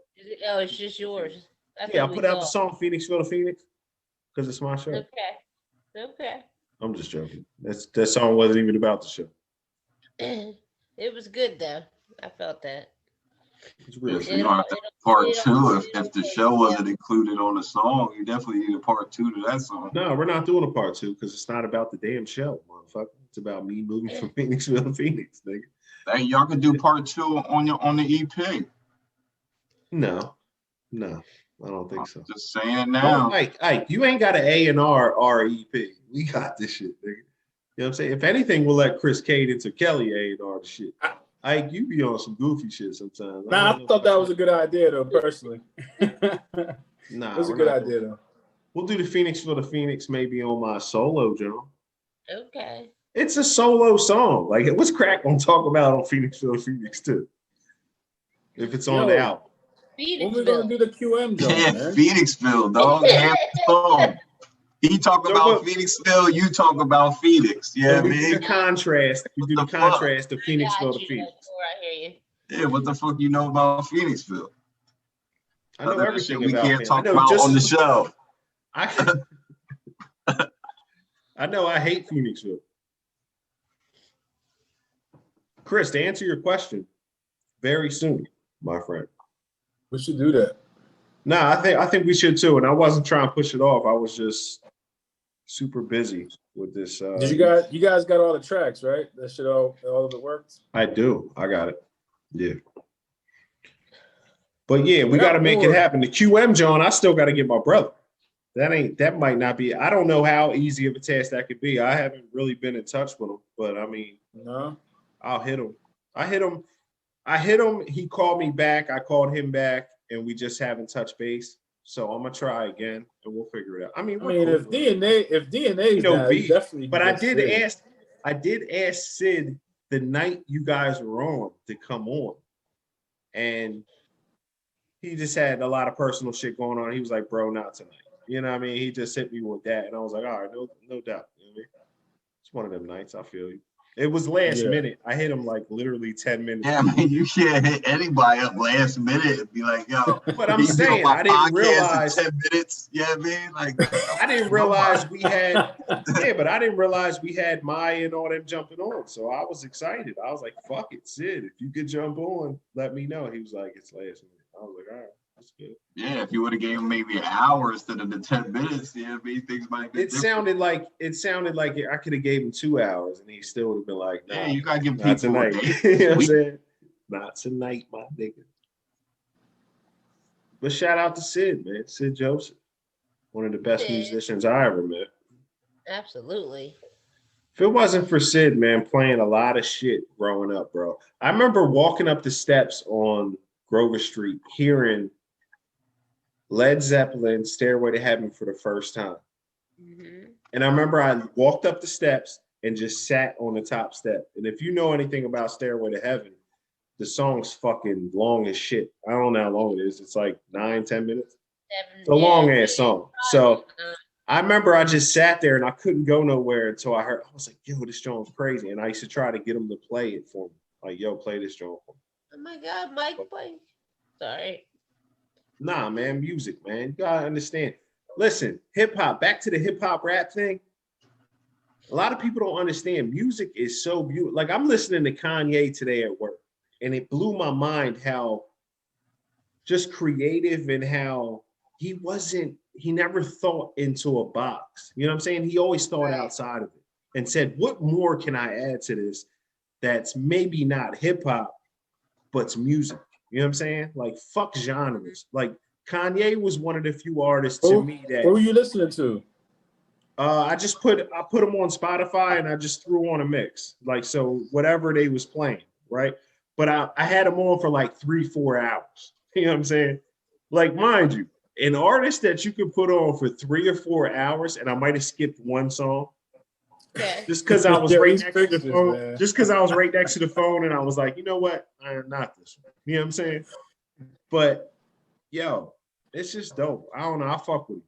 I'm trying to become that. I fuck with Kanye too. I don't know why he gets the hate. I'm trying to become that artist one day. I don't know why he gets the hate. Are you serious? The same reason Trump get hate. You know what I mean? Like, I'm talking about musically though. Like, he was on some shit. But musically, you can't really hate on Ye. I mean, it's newer music, maybe not, but yeah, definitely his old shit. I mean, I fuck even with his newer shit, you know? Yeah, I mean, I probably didn't hear. I heard Chris, they were playing songs off the new gospel album, and I knew it was off the new gospel album because I fuck with that too. All he talked about was God. Yo, this shit wasn't that bad. I was like, yo, this shit's pretty dope. It's not bad at all. It's not. Yo, it got killed on every podcast, every review. They were trashing it. My girl, she's like a devout Christian. She's, that's her faith. You know what I'm saying? And she listens to gospel music a lot. You know what I mean? If it ain't Spanish music, it's gospel music. So, that's what she does. That's what she listens to, right? So she told me it was dope. She was like, the new Kanye album's not that bad. I was like, okay. But I never sat down and listened to it. So I'm at work today, Chris, and I got that shit playing, and they're playing a lot of it. They actually had Pusha T's brother on there, No Malice, because now he's like a Christian rapper. So he killed the verse. I was like, yo, this show was crazy. Because at first I thought it was Pusha T. I was like, is this Pusha T? And I was like, nah, this is his brother. And that I was like, it's his brother. Crazy. Yeah, it's No Malice. Yeah, I gotta listen to that shit. Yo, it's fire. Yo, every song I heard off it was fire. I'm like, yo, this shit. But can you tell it's all gospel? Yeah, because it's not your typical gospel though. It's not your typical. Yeah, so it's the illest gospel album you ever heard. Yeah, exactly. That's how I would put it. Nah, it's dope. Like, this shit was dope. I was like, yo, this shit. Can I listen to it without like feeling like I'm in church and like, you know what I mean? I don't know about straight through. I don't know about straight through because I heard the mix. So they were mixing it in to the playlist.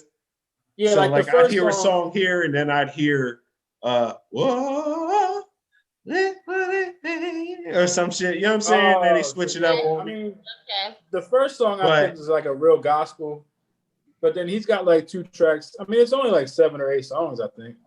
What do you think? So, what's this is a good topic, real quick. Since we're on hip hop, we're gonna keep it hip hop, I guess, for the rest of the show. What's the best Kanye album? What's your go-to Kanye album? That's a good question, right? Is that, or do you have a Kanye go-to album? Or what era, or maybe what era of Kanye if you're not hip on his albums? I mean, I like a little bit of everything that he's done. When I listen to Kanye, I just go through it, all of it, like how you did, like just had it. Yeah, on I just do it on Spotify and just they just they play it. And I think Graduation might be my favorite. I'm gonna go with. Looking for my tree, I found it. I'm gonna go with Dark Twisted Fantasy as his best project, I think, but. A very close honorable mention is going to be 808 and Heartbreaks. That joint was crazy. That joint was crazy. That was on There's some a couple Michael whack Jackson joints, shit. but there's some. I fuck with it. That shit was on some Motown Michael Jackson shit. That shit was crazy. I don't know. I fuck with it. I think that joint was crazy. Yo, Crack, where you at? South Street, my nigga? Or no, you in Phoenixville? Bridge Street. Okay, I see it. I got my streets mixed up. Yo, Cadence, don't Crack look like the boy Alex from the documentary Down the City? Reds, don't he look a little like Reds? And it looked like he on Red's block. Yo, anybody that's never seen that, John, what you gotta see that, John. Yeah, you gotta shout that joint out, man. It's called Philadelphia. It's about this bull down North Philly that used to run this block, and Louis Theroux? He's like a British journalist that does documentaries. Went out there and filmed this dude before he got booked, and he'd be out there all wetted up and just. He was a kingpin on one of the blocks down the city, and he's the one that had the zoo down in Kensington. Yeah, exactly. He had a zoo. Is that did the bull have the? I don't know. I don't even want to say. Yeah, goats and shit. I heard about it. We talked about it on I think the last episode. He got booked in like 2011. I didn't see that yet. I gotta check it out. What's it on? Yeah, YouTube? It's on YouTube. Yeah, you gotta watch that, Joe. To tell me that, Joe. I'm about to watch it. Yo, I'm watching it tonight, right after we get off. I'm telling you, that Joe. It's only like an hour long, 45 minutes. That shit good as shit. But every part with him is classic. Yo, it's classic. That Joe, great Reds, bro. That he one of the thoroughest niggas that ever walked the city. I think it was like Fifth in Indiana or something. Indiana and something. That's so what I'm saying. I think I know who you're talking about. They was I told Chris, I think I ran into him a couple times down there. Nah, I was upstate with some niggas that knew him and shit. They niggas kept talking about this nigga. They kept talking about Fifth and Indy. They kept talking about Fifth. And I'm like, nigga, I know. I used to be a customer, nigga. I know Fifth and Indy, nigga. What the fuck are you talking about? Yo, he looks mad familiar. Yeah, I'm like, yo, that shit crazy. And then I came up there in like 2011 or no 2012. I turned on the news and he got booked. Fifth in Indiana is really fourth in Indiana, because they ain't selling nothing right on Fifth in Indiana. It's right on a major. Yeah, you gotta watch the documentary. I don't know if that's the actual block. I know it's Indiana and something else. Yeah, he be out there all wetted up, man. Tripping. That's wet. That's wet central right there. You got especially back then. You got Fifth and Clearfield right there. That was when wet was at its biggest. Yeah, that's one of the biggest wet blocks in the city. Yeah, that's a half a block away, bro. It's right down the street. Yep. You'll love that, John. You talking like Fifth and Indy, Fifth and Clearfield is right there. It's literally a block up. No, not Fifth, Seventh. Seventh and Clearfield. I apologize. You absolutely right. I'm bugging. Every clip where it shows the Bulls funny as fuck. Hold on. Shout out to Seventh and Clearfield too. You know what I mean? My nigga Squeak. Oh yeah. My nigga Squeak, he used to be out there. Shout out to Squeak. He used to have the squirrels. He said the squirrels for like two. He said the squirrels for 2 1/4. Shit was popping. Shout out to Squeak. And Big Hop. Man. Hold on. Big Hop. Big Hawk ran the block. Y'all niggas don't know about Big Hop. Hawk's block. We used to call it Hawk's block back in the day. Hawk's Corner. Hawk's Corner, remember? Back in the 90s. That shit was. And then there was Debo. Debo was on 5th and Ontario. Fifth and Ontario was the block. Fifth and Ontario probably still the block, nigga. Yeah. That shit gonna always be the block. Fifth and Ontario. And what's the one, John? Was it Randolph? Allegheny and Randolph, I think. Oh yeah, Party Ave. It's Party Ave. Yeah. Party Ave. Shout out to Reese. Shout out to my Reese Street niggas. And then you had the Hayes on Huntington and the projects. Yeah. Yeah, Marshall Street. Yeah. That was my spot, boy. They had the weed out there, didn't they? I used to go down there. Yeah. I used to go down there twice a day in the morning when They I For was the used to have pur- the weed. They for said the the weed purple. out. Yeah, I used to go down there. I'm telling you, in my prime, I was spending like $1,000 a day on Yo. jars of fucking On the haze just purple. to smoke that day with me and my niggas. Yeah, You every did. I day remember. spend $1,000 going down there, getting 500 in the morning. You know what I mean? Smoking them joints up and then getting 500 before bed. You was coming back to Penn Street North. They You was would give coming me back like to North and Penn and blowing give on me- that. be like 6 or 110.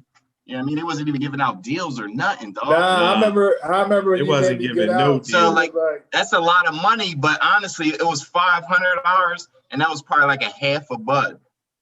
you used to make me get out. I remember you took me down. You make me get out when you were sick, and you were like, "Yo, try to get a deal."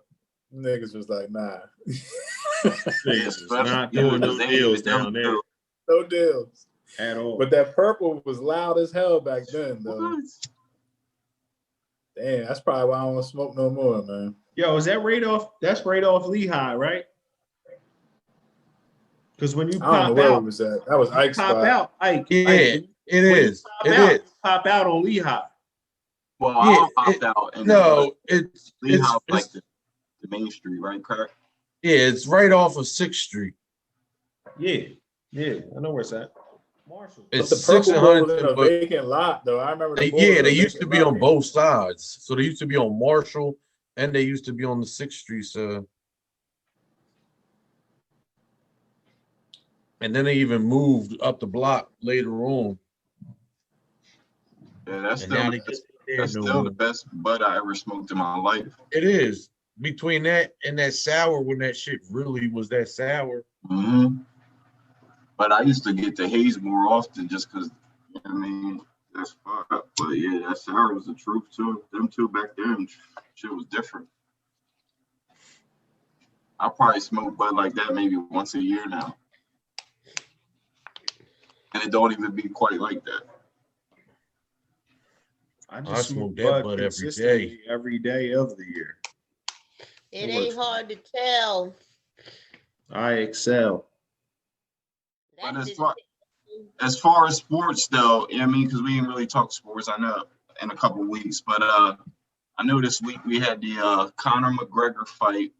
Conor got his ass whooped by the bull, Dustin Poirier or whatever, however you pronounce his name. But they had fought like 6 years ago. Conor beat him.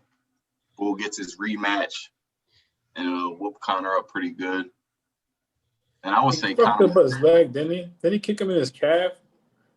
I felt like Conor was beating his ass, and then he got him in the calf. And Yeah, his coach came in with the strategy. That's how you break them down too, though. Yeah. Yeah. You fuck with that lead leg, you take all the power away. He talked about it after the fight. He said that his coach, they know that Conor McGregor has like a more wide stance than most fighters. So that wide stance leaves his first leg that leg out more. So they knew going in they was going to tear that leg up. And that's exactly what they did. And then once they tore that leg up, you know what I mean? That's when he could start going up top. That nigga stumbled and shit. It was a wrap. First time Conor McGregor ever was knocked out. That was the first time? First time ever. He's past his prime, guys. It's over. You're never going to see. Yeah, I mean, he's only fought a couple times since the Floyd fight. Yo, fuck Conor McGregor. Fuck Conor McGregor. What's up with Tom Brady going back to the Super Bowl? This is legendary. This is some never kind of been seen before type shit. Where he went to the Super Bowl, pretty much got released from his team, and then takes another team back to the fucking bowl. I mean, he didn't go to the Super Bowl last year. But I mean, he did to the Super Bowl. I'm lying. I'm tripping. Did he go to year 9 years? I mean, this is 10th Super Bowl. So the year before last, he went. Every other year, I mean, this is 10th Super Bowl. So pretty much every other year he's been to the Super Bowl. This last year. Close enough. Yeah, except for last year, yeah. That motherfucker's on his A game. It's super incredible to see him back there. That's crazy. With the first, because I thought it was going to take him till next year to compete for a title. but he's doing it in the first year. And a couple things. Yeah, I mean, he only has 2 years to do it, so Yo, if he gets he 7, signed a 2-year contract. So If he gets a 7th, Chris, is he the best player to ever play the game? I think he's the GOAT right now. I think he's the GOAT not only in football but in all sports. Like All most sports. people say Jordan, Does but it I put would him say above Tom Brady. Jordan? Does it put him above I Michael think he's Jordan? already above Jordan. Does it put him above Muhammad Ali? He's above LeBron. That's for damn sure. I would say Brady's at least 1 and 1A with Jordan. Right. And if he gets the 7th, then that probably puts him above Jordan. Yeah, I would say so. Especially his first year with the Buccaneers, who didn't even make the playoffs last year. And then the most incredible thing is you could arguably have the 2 greatest quarterbacks in NFL history going against each other this Super Bowl. Right. That's pretty. So, yeah, I mean, between, Kansas City and Tampa Bay with Patrick Mahomes, Tom Brady, I mean, you possibly got the 2 greatest quarterbacks of all time. Well, I got a question. Now, like I told you earlier when we were talking, I don't follow sports. I'm just asking you from what I've seen other people's arguments being. But I see someone argue this earlier on Facebook that he went and got help. Like, it's not the same team from last year. Nah, I mean, it is pretty much the same team, though.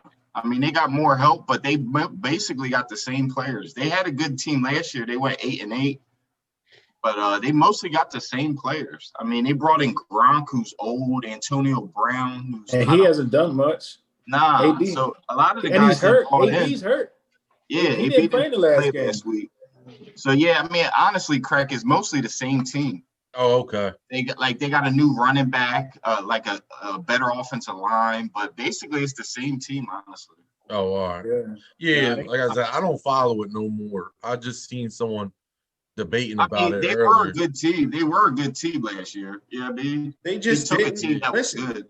They just didn't have a quarterback. They got the weapons. I mean, he purposely picked that team to go to. So yeah, because they got weapons. They're loaded. Yeah.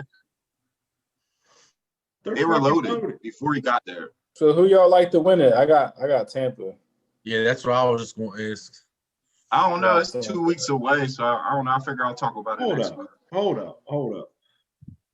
I got Patrick Mahomes coming back being pretty much 100%, close to it. If he's close to 100%, there's no way he doesn't win this game. I think Patrick Mahomes wins back-to-back titles. First one to do it since John Elway. You know what I'm saying? Just call me Stephen A. Smith because I got the facts. You feel me? No, I'm pretty sure. Well, I know Brady won two in a row. Well, he probably did. You're probably right. Yeah, Did he? Yeah, I'm sure he did. He won 6 of them. So it don't matter. I'm pretty did he sure. win 2 in a row? Do we know I'm that pretty Brady sure they won did 2 in a row? 2000. I check. In 2000, in 2000 and 2001. I think I you're believe right. they won the Super Bowl. I think you're right. Both of them years. So hold on. When did John Elway do it? 98, 99? So you're talking about two people went back to back. Maybe Brady's was later on then. Montana going back to back? No, Troy Aikman went back to back. Troy Aikman went back to back, but then Elway did it after him. So did Tom Brady ever go back to back? He might have. Because Dallas did it 92, 93. That was the years Dallas won it twice. And I believe Denver did it 98, 99. Yeah, it was 98, 99. 98, 99. Or it was 97, 98. Terrell Davis. I think it was 97, 98. So he won Super Bowl 38? I think Brady, it was Tom Brady won a back-to-back 04, 05. 04, 05. 04, 05. Exactly. That's when he beat the Eagles. Yep. Damn, that was a hurt piece. Yeah, No hurt piece. Yeah, that one hurt. That's when Joe died too. That was the second one. That was the second one.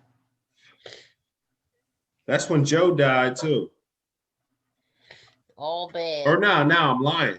Kelly, Joe overdosed. He didn't die. Oh yes, when he went in and he was in Phoenixville Hospital, right? Yeah, but I might be lying. I don't know.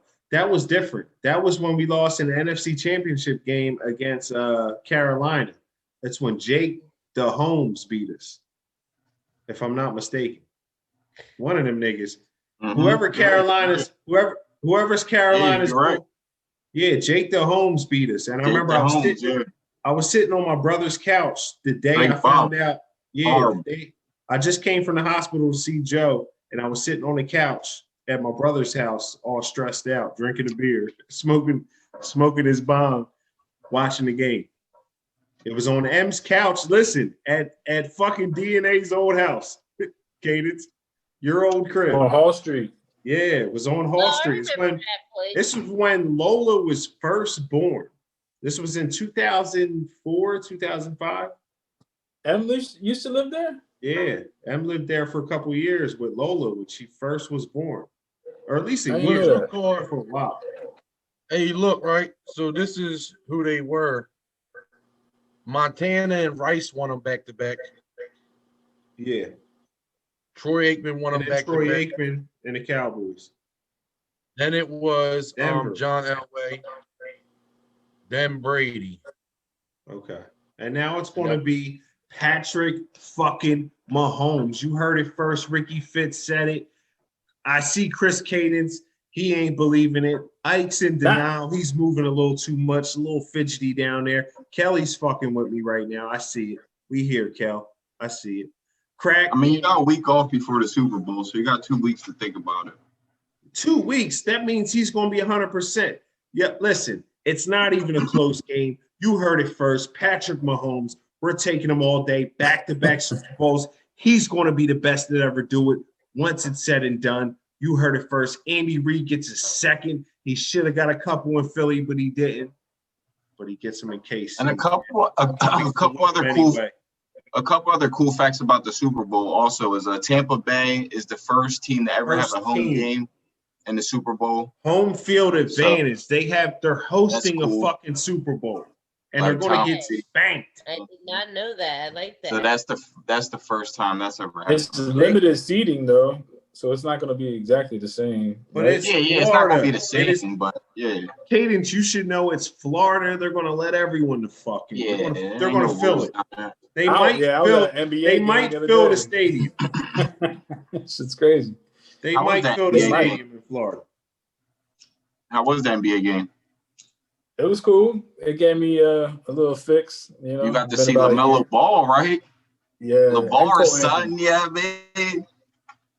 big baller brand. You know what I mean? It was tight. Yeah, that's what's He up. had a decent game, I guess. You know, they benched him in the fourth quarter, but Gordon Hayward hit a game winner. He went, I heard he got busy in that game. He did. He dropped 39. Ooh, yeah. Cole Anthony did his thing. It was cool. It was worth it, you know. The next Good thing time. is also Hank Aaron passed away this week. So rest in peace, Hank Aaron. Yeah, I mean, he's like known as like the home run king. He Babe Ruth's record.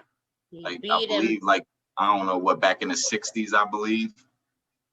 As far as like home runs, the most home runs of all time, while dealing with obviously a lot of racism, a lot of bullshit he dealt with. Yeah, they gave him Yeah. hell for beating hell the yeah. record. So rest in peace to Hank Aaron, definitely. Just an all-around really good guy. I Fox on him. I did a report on him.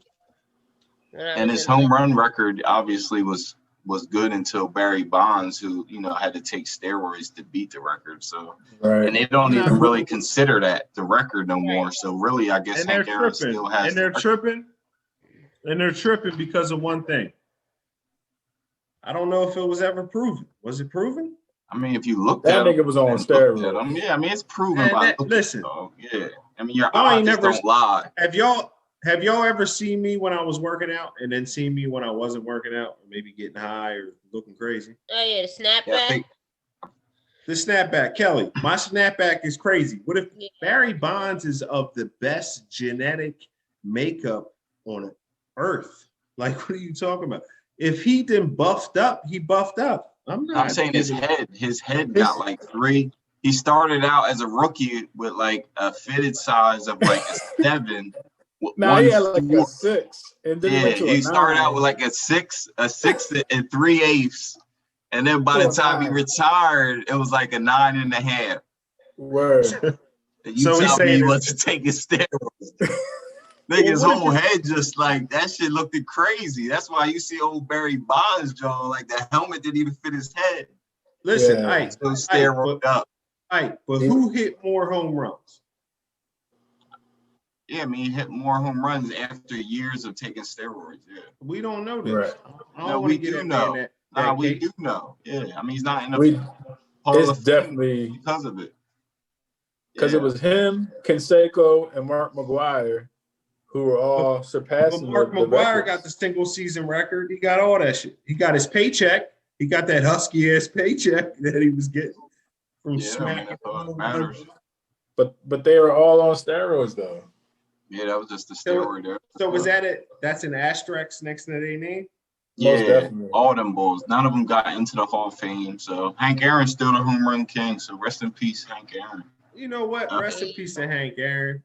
Hank Aaron still got it. He took it from Babe Ruth, if I'm not Yeah. mistaken.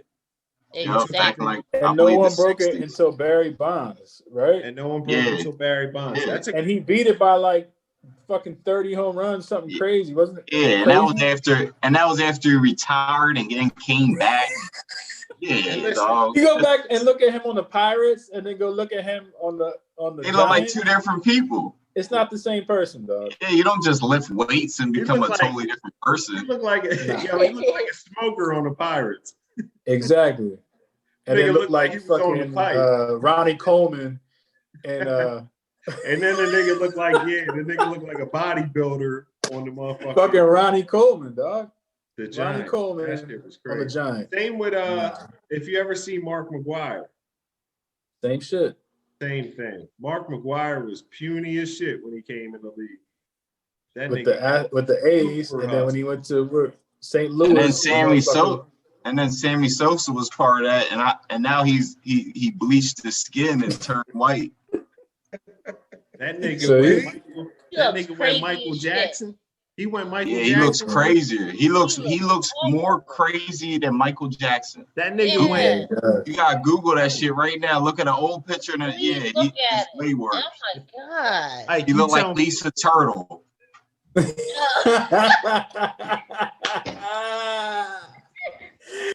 Why you say Lisa Turtle though? Or Lil Kim. Yeah, I mean, or Lil Kim. Yeah, man. The turtle got me Damn. though. Lisa Turtle bleached her skin too?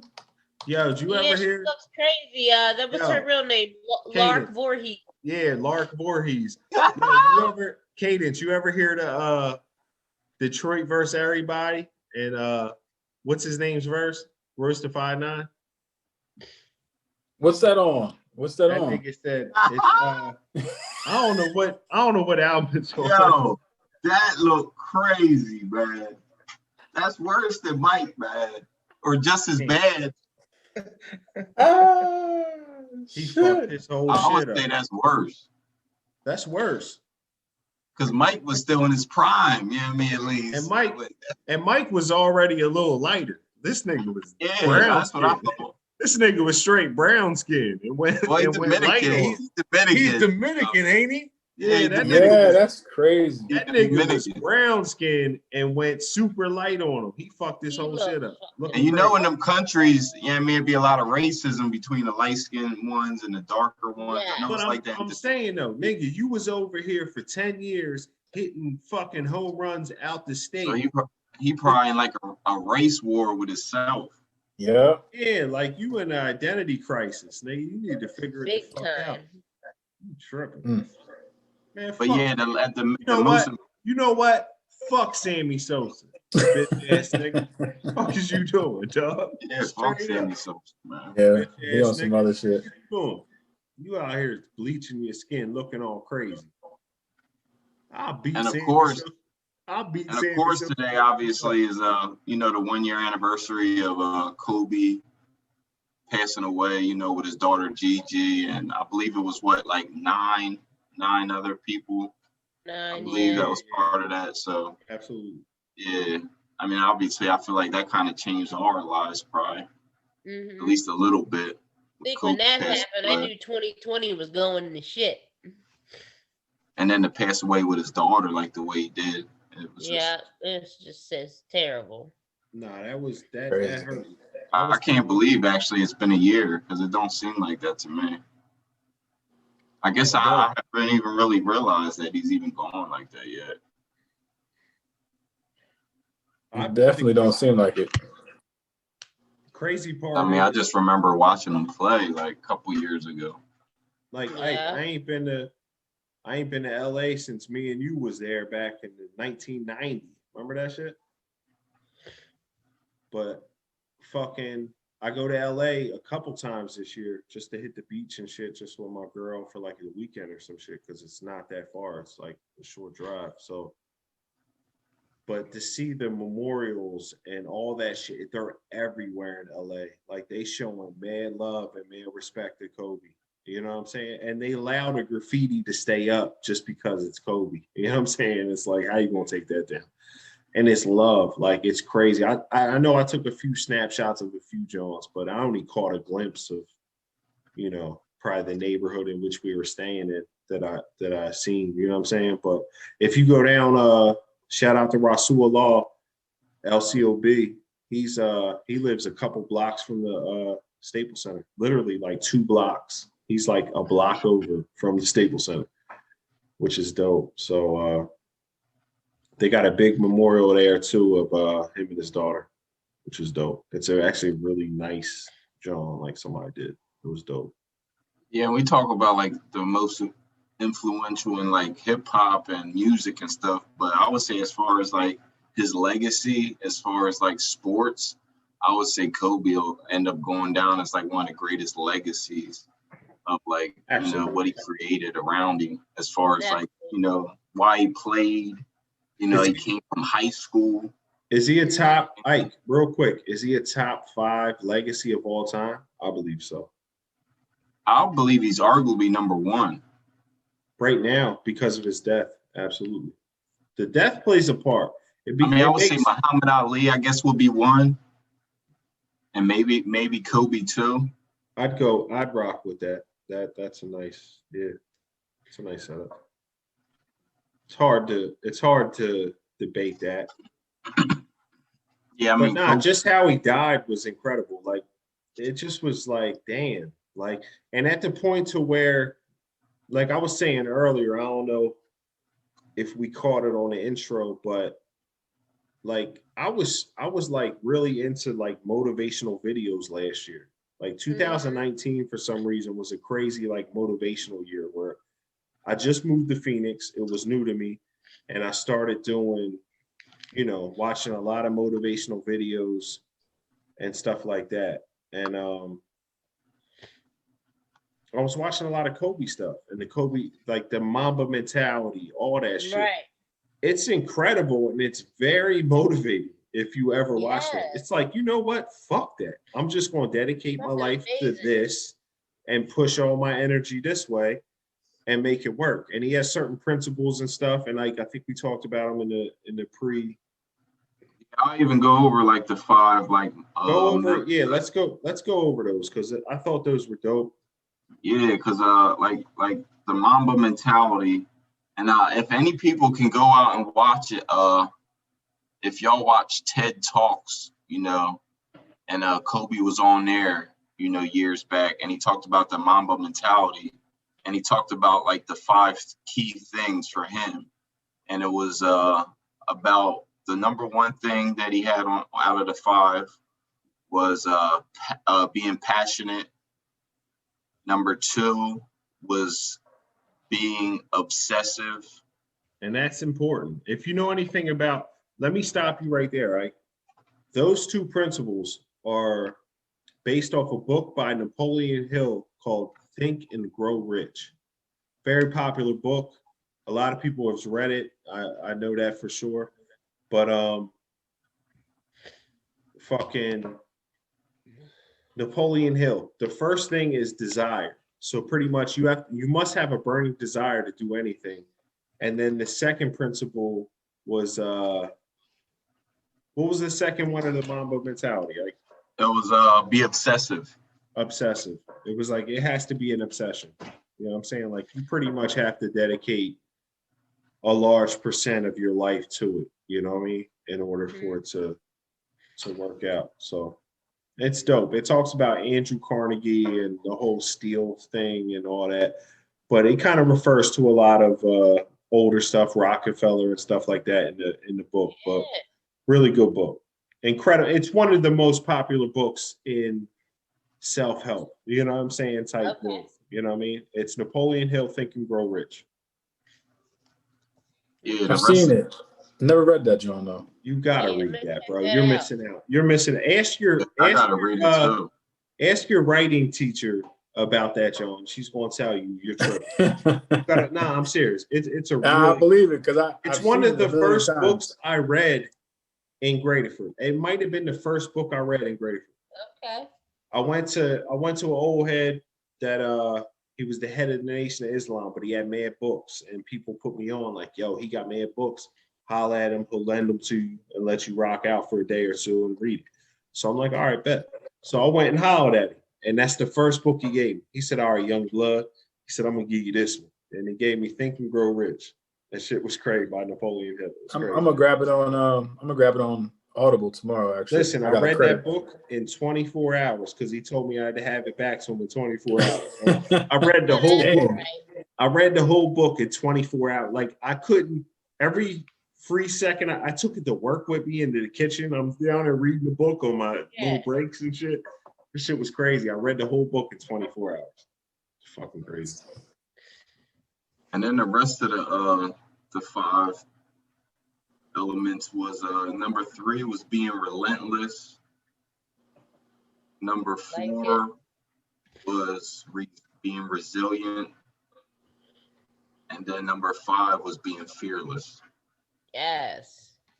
I think the most important is fearless. Mm-hmm. So do I. You can't be scared to. I think with everything we gain in life takes sacrifice, right? So if I always got to sacrifice something, I'm always going to lose something, regardless. Sometimes it's people, sometimes it's money, sometimes it's, it's things that matter. You know what I'm saying? Sometimes, and it hurts, right? You know what I mean? We get, this shit hurts when we lose people. It hurts when we lose a lot of money. It hurts when we invest our time into a situation or a relationship that doesn't work out, right? Like we understand what that feels like, and that doesn't feel good at all. You know what I'm saying? So, but it takes that sacrifice. It takes that risk, that vulnerability. If you invest in the stock market, you're investing. You might lose some fucking bread, but that's the sacrifice. You know what I'm saying? In order to gain, you must sacrifice. So, and that goes with anything. It's a balance. So it's like if God or the universe gives you something, it's going to take a little something too. It's just a balance. Yeah. It has to happen. Like I believe in that. That's just the thing that I believe in, the balance of everything. So like if you get some rewards or some gains or some blessings or whatever, you're going to lose some stuff too. You know what I'm saying? You got to be willing to lose that to move forward and gain, you know what I mean? And be a better person. So, and with the losses, we learn so much too. So it's not always a loss. With the loss of a loved one or something, sometimes we gain the most valuable lessons about ourselves. You know what I mean? It helps persevere and show resilience, like Mamba Mentality was talking about, through, future situations. Like me losing my dad or Ike losing his dad, we lost our father recently, in the past few years. And it hurt both of us tremendously. But at the same time, like if we don't take that wisdom with us in the future and learn from it, you know what I mean? And understand at least to the point that like, we're going to get through this no matter what happens. You know what I'm saying? Like there's so many lessons you could take from going through adversity and just going through shit. You know what I mean? I've been in and out of prison my whole life. So I know what it's like to lose everything and have to come home and start over every time.